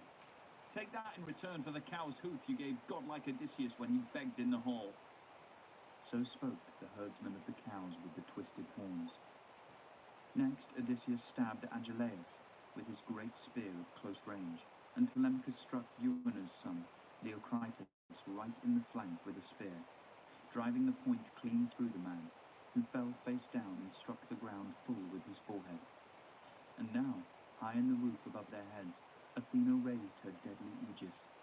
The suitors were scared out of their senses. They scattered through the hall like the herd of cattle that a darting gadfly has attacked, and stampeded in the springtime when the long days come in. But the others swooped down on them just as vultures from the hills, with curving claws and crooked beaks, swooped down upon the smaller birds, who, though they shun the upper air and hug the ground, find no help there and no escape. The vultures pounce on them and kill, and men enjoy the hunting. So did Odysseus' party chase the suitors headlong through the hall and hack them down. Ghastly screams rose up as men's heads were smashed in, and the whole floor ran with blood. Leodes now rushed forward, clasped Odysseus' knees, and appealed to him with words that flew. "I am at your knees, Odysseus. Respect your suppliant. Have mercy on me. I swear to you that never by word or deed have I done wrong to any woman in the house. I even did my best to stop other suitors from behaving like that, but they wouldn't listen when I told them to keep their hands from mischief, and their own outrageous behaviors brought them to this hideous fate. But I was only their priest. I did nothing, and now I am to share their fate. This is all the thanks one gets for good deeds." Shrewd Odysseus looked at him with a scowl. "You say you were their priest," he answered. "How often, then, you must have prayed in this hall that the happy day of my return might be long delayed, and that my dear wife might follow you and bear your children. For that, nothing shall save you from the bitterness of death." And with his great hand he picked up the sword dropped on the ground by Agelaus as he died, and with it struck Leodes full in the neck, so that his head fell in the dust, even before he had stopped speaking. The minstrel Phemius, Turpius' son, who served unwillingly as their bard, was still hoping to escape the black hand of death. He stood now close to the side door, the tuneful lyre in his hands, debating in his mind whether to slip out of the hall and seat himself at the massive altar of mighty Zeus, protector of the court, on which Laertes and Odysseus had made so many burnt offerings, or to run forward and clasp Odysseus' knees in supplication. He weighed the two courses and decided to clasp the knees of Laertes' son, Odysseus. So he laid the hollow instrument on the ground halfway between the mixing bowl and the silver-studded chair, ran up to Odysseus, clasped him by the knees, and appealed to him with words that flew. "I am at your knees, Odysseus. Respect your suppliant and have mercy. You will repent it later if you kill a minstrel like me, who sings for gods and men. I had no teacher but myself. The god has implanted in my heart all manner of songs, and I am worthy to sing for you as for a god. Therefore, in your fury, do not cut my throat. Besides, your own son Telemachus could tell you that I never came to your house of my own free will, or by choice to sing at the suitors' banquets, but only because brute force and numbers dragged me there." The great Telemachus said to his father next to him, "Wait, the man is innocent. Don't kill him. And Medon the herald, who always looked after me at home when I was a boy, is another we must spare, unless indeed he has already been killed by Felicius or the swineherd, or met you as you stormed through the hall. His words reached the herald's ears. For Medon, that sensible man, had wrapped himself up in the newly flayed hide of an ox and lay cowering under a chair, trying to escape Black Death. He promptly emerged from this refuge, and, throwing off the hide, made a dash for Telemachus, whom he clasped by the knees, and appealed to him with words that flew. "My dear lad, here I am. Spare me and speak for me to your father. Don't let him kill me with that cruel sword, irresistible as he is and maddened by these suitors who fleeced his home and hadn't even the sense to treat you with respect." The shrewd Odysseus smiled at the man and said, "Dismiss your fears. My son has saved you so that you may know in your heart and tell others that doing right is a much better policy than doing wrong. Now leave the hall, you and the songful minstrel. Go into the courtyard away from this carnage, and sit there till I've done the work I have to do indoors." The two made off at once out of the hall and seated themselves at the altar of Mighty Zeus, peering about on every side and expecting to be killed at any moment. Odysseus looked round his house to see whether any survivors were hiding to escape Black Death, but he found the whole company lying in heaps in the blood and dust, like fish that the fishermen have dragged out of the grey surf in the meshes of their nets, onto a curving beach, to lie in masses on the sand longing for the salt water, till the bright sun ends their lives. So there the suitors lay in heaps, one upon another. "Telemachus," said the shrewd Odysseus to his son, "call the nurse Euryclea here, so that I can tell her what I want." Telemachus obediently went off, rattled the door of the women's quarters, and called out to Euryclea, "Get up, old woman, and come here. You're in charge of the serving women of the household. My father is calling for you. He has something to say." Euryclea made no reply, but immediately opened the door of the apartments, came out, and hurried along behind Telemachus. She found Odysseus among the corpses of the dead, spattered with blood and gore, like a lion when he comes from feeding on some farmer's bullock, with the blood dripping from his breast and jaws on either side, a fearsome spectacle. That was how Odysseus looked, with the gore spattered on his legs and arms. But when Euryclea saw the dead men in the sea of blood, she felt like crying out in triumph at the mighty achievement that confronted her. Odysseus, however, checked her exuberance with a sharp rebuke. "Restrain yourself, old woman, and gloat in silence. I'll have no cries of triumph here. It is an impious thing to exult over the slain. These men fell victims to the will of the gods and their own infamy. They paid respect to no one on earth who came near them, good or bad. And now their own transgressions have brought them to this ignominious death. But what of the women servants in the house? Tell me which have been disloyal to me, and which are innocent."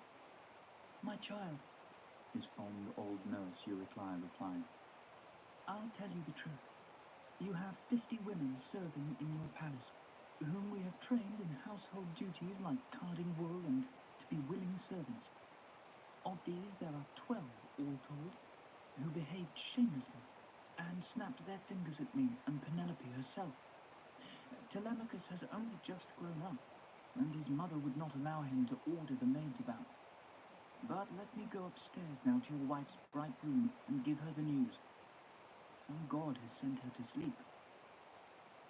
"Don't wake her yet," said the subtle Odysseus, "but tell the women who have behaved disgracefully to come here." The old woman left the hall to tell the women and hurry them along, while Odysseus called Telemachus, the cowherd, and the swineherd to his side, and gave them orders in words that flew. "Start carrying out the dead and make the women help you. Then clean the tables and our fine chairs here with sponges soaked in water. When the whole palace is restored to order, take the women out of the hall between the roundhouse and the great wall of the courtyard, and set on them with your long swords till you have executed them all, and they have forgotten their secret love-making in the arms of the suitors." Wailing bitterly, with the tears streaming down their cheeks, the women all came in together. First they removed the bodies of the dead, which they laid under the portico of the walled courtyard, propping them one against the other. Odysseus himself took charge and urged them on. Unwillingly they carried the bodies out. Next, they washed down the tables and the beautiful chairs with sponges and water, after which Telemachus and the two herdsmen scraped the floor of the great hall with spades, while the maids removed the scrapings and got rid of them outside. Finally, when the whole hall had been set in order, they took the women out of the building and herded them between the roundhouse and the great courtyard wall in a narrow space from which there was no escape. Then the thoughtful Telemachus spoke. I swear I will not give a decent death to women who have heaped insults on my head and on my mother's, and slept with the suitors. With that he took a cable which had seen service on a blue-bowed ship, made one end fast to a high column in the portico, and threw the other over the roundhouse, high up, so that their feet would not touch the ground. As when long-winged thrushes or doves get entangled in a snare which has been set in a thicket, they are on their way to roost but find a grim reception. So the women's heads were held fast in a row, with nooses round their necks, to bring them to the most pitiable end. For a little while their feet twitched, but not for very long. Next they dragged Melanthius out through the hall entrance and across the court. There, with a pitiless knife, they sliced his nose and ears off. They ripped away his genitals as raw meat for the dogs, and in their fury they lopped off his hands and feet. Then, after washing their own hands and feet, they went back indoors to Odysseus, and the business was finished. Odysseus turned now to find his fond nurse. Eurycleia, he said, bring some sulphur to clean the pollution, and make a fire so that I can purify the house. Then ask Penelope to come here with her ladies-in-waiting, and tell all the maids to come through into the hall. My child, said the fond nurse Eurycleia. all that you have said is right and proper. But let me bring you a cloak and tunic to put on, and don't stand about like that in the house with only rags over your broad shoulders, and people will be shocked. The first thing I want, the calculating Odysseus replied, is a fire in this hall. The fond nurse Eurycleia did not disobey him. She brought fire and sulphur, with which Odysseus thoroughly purified the hall, the house, and the courtyard outside. Meanwhile, the old woman went off through the royal palace to give the other women the news and tell them to come. Flocking out of their quarters, torch in hand, they embraced Odysseus in welcome, and took and kissed his shoulders, head, and hands. A sweet longing came on him to weep and sob, as he remembered them, every one. Book 23, Odysseus and Penelope. Chuckling as she went, the old woman bustled upstairs to tell her mistress that her beloved husband was in the house. Her legs moved so fast that she almost tripped over her feet. She stood at the bedside and said, Wake up, Penelope, dear child, and see with your very own eyes what you've longed for all these days. Odysseus has come and is home after all these years, and he's killed the arrogant suitors who turned his whole house inside out, ate up his wealth, and bullied his son. My dear nurse, the sensible Penelope said, the gods have driven you crazy. They can, after all, rob the wisest of their wits and make stupid people wise. And now they've deranged you, who used to be so sensible. Why do you make fun of my distress by waking me when I had closed my eyes and was deep in a happy sleep, only to tell me this nonsense? Never have I slept like this since Odysseus sailed away to that city, evil Ilium, which I loathe to name. Now go downstairs. If any of the other maids had come and woken me up to listen to such a message, I'd soon have sent her packing to the servants' quarters in tears. Your age can at least save you from that. But the dear nurse Eurycleia persisted. I am not making fun of you, dear child, she said. Odysseus really has come and is home, just as I told you. He's the stranger whom they all insulted in the hall. Telemachus has known for some time that he was back, but had the sense to keep his father's plans a secret till he'd made those crimes. Penelope's heart leapt up. She sprang from the bed and clung to the old woman with the tears streaming from her eyes, and spoke winged words. Dear nurse, I beg you for the truth.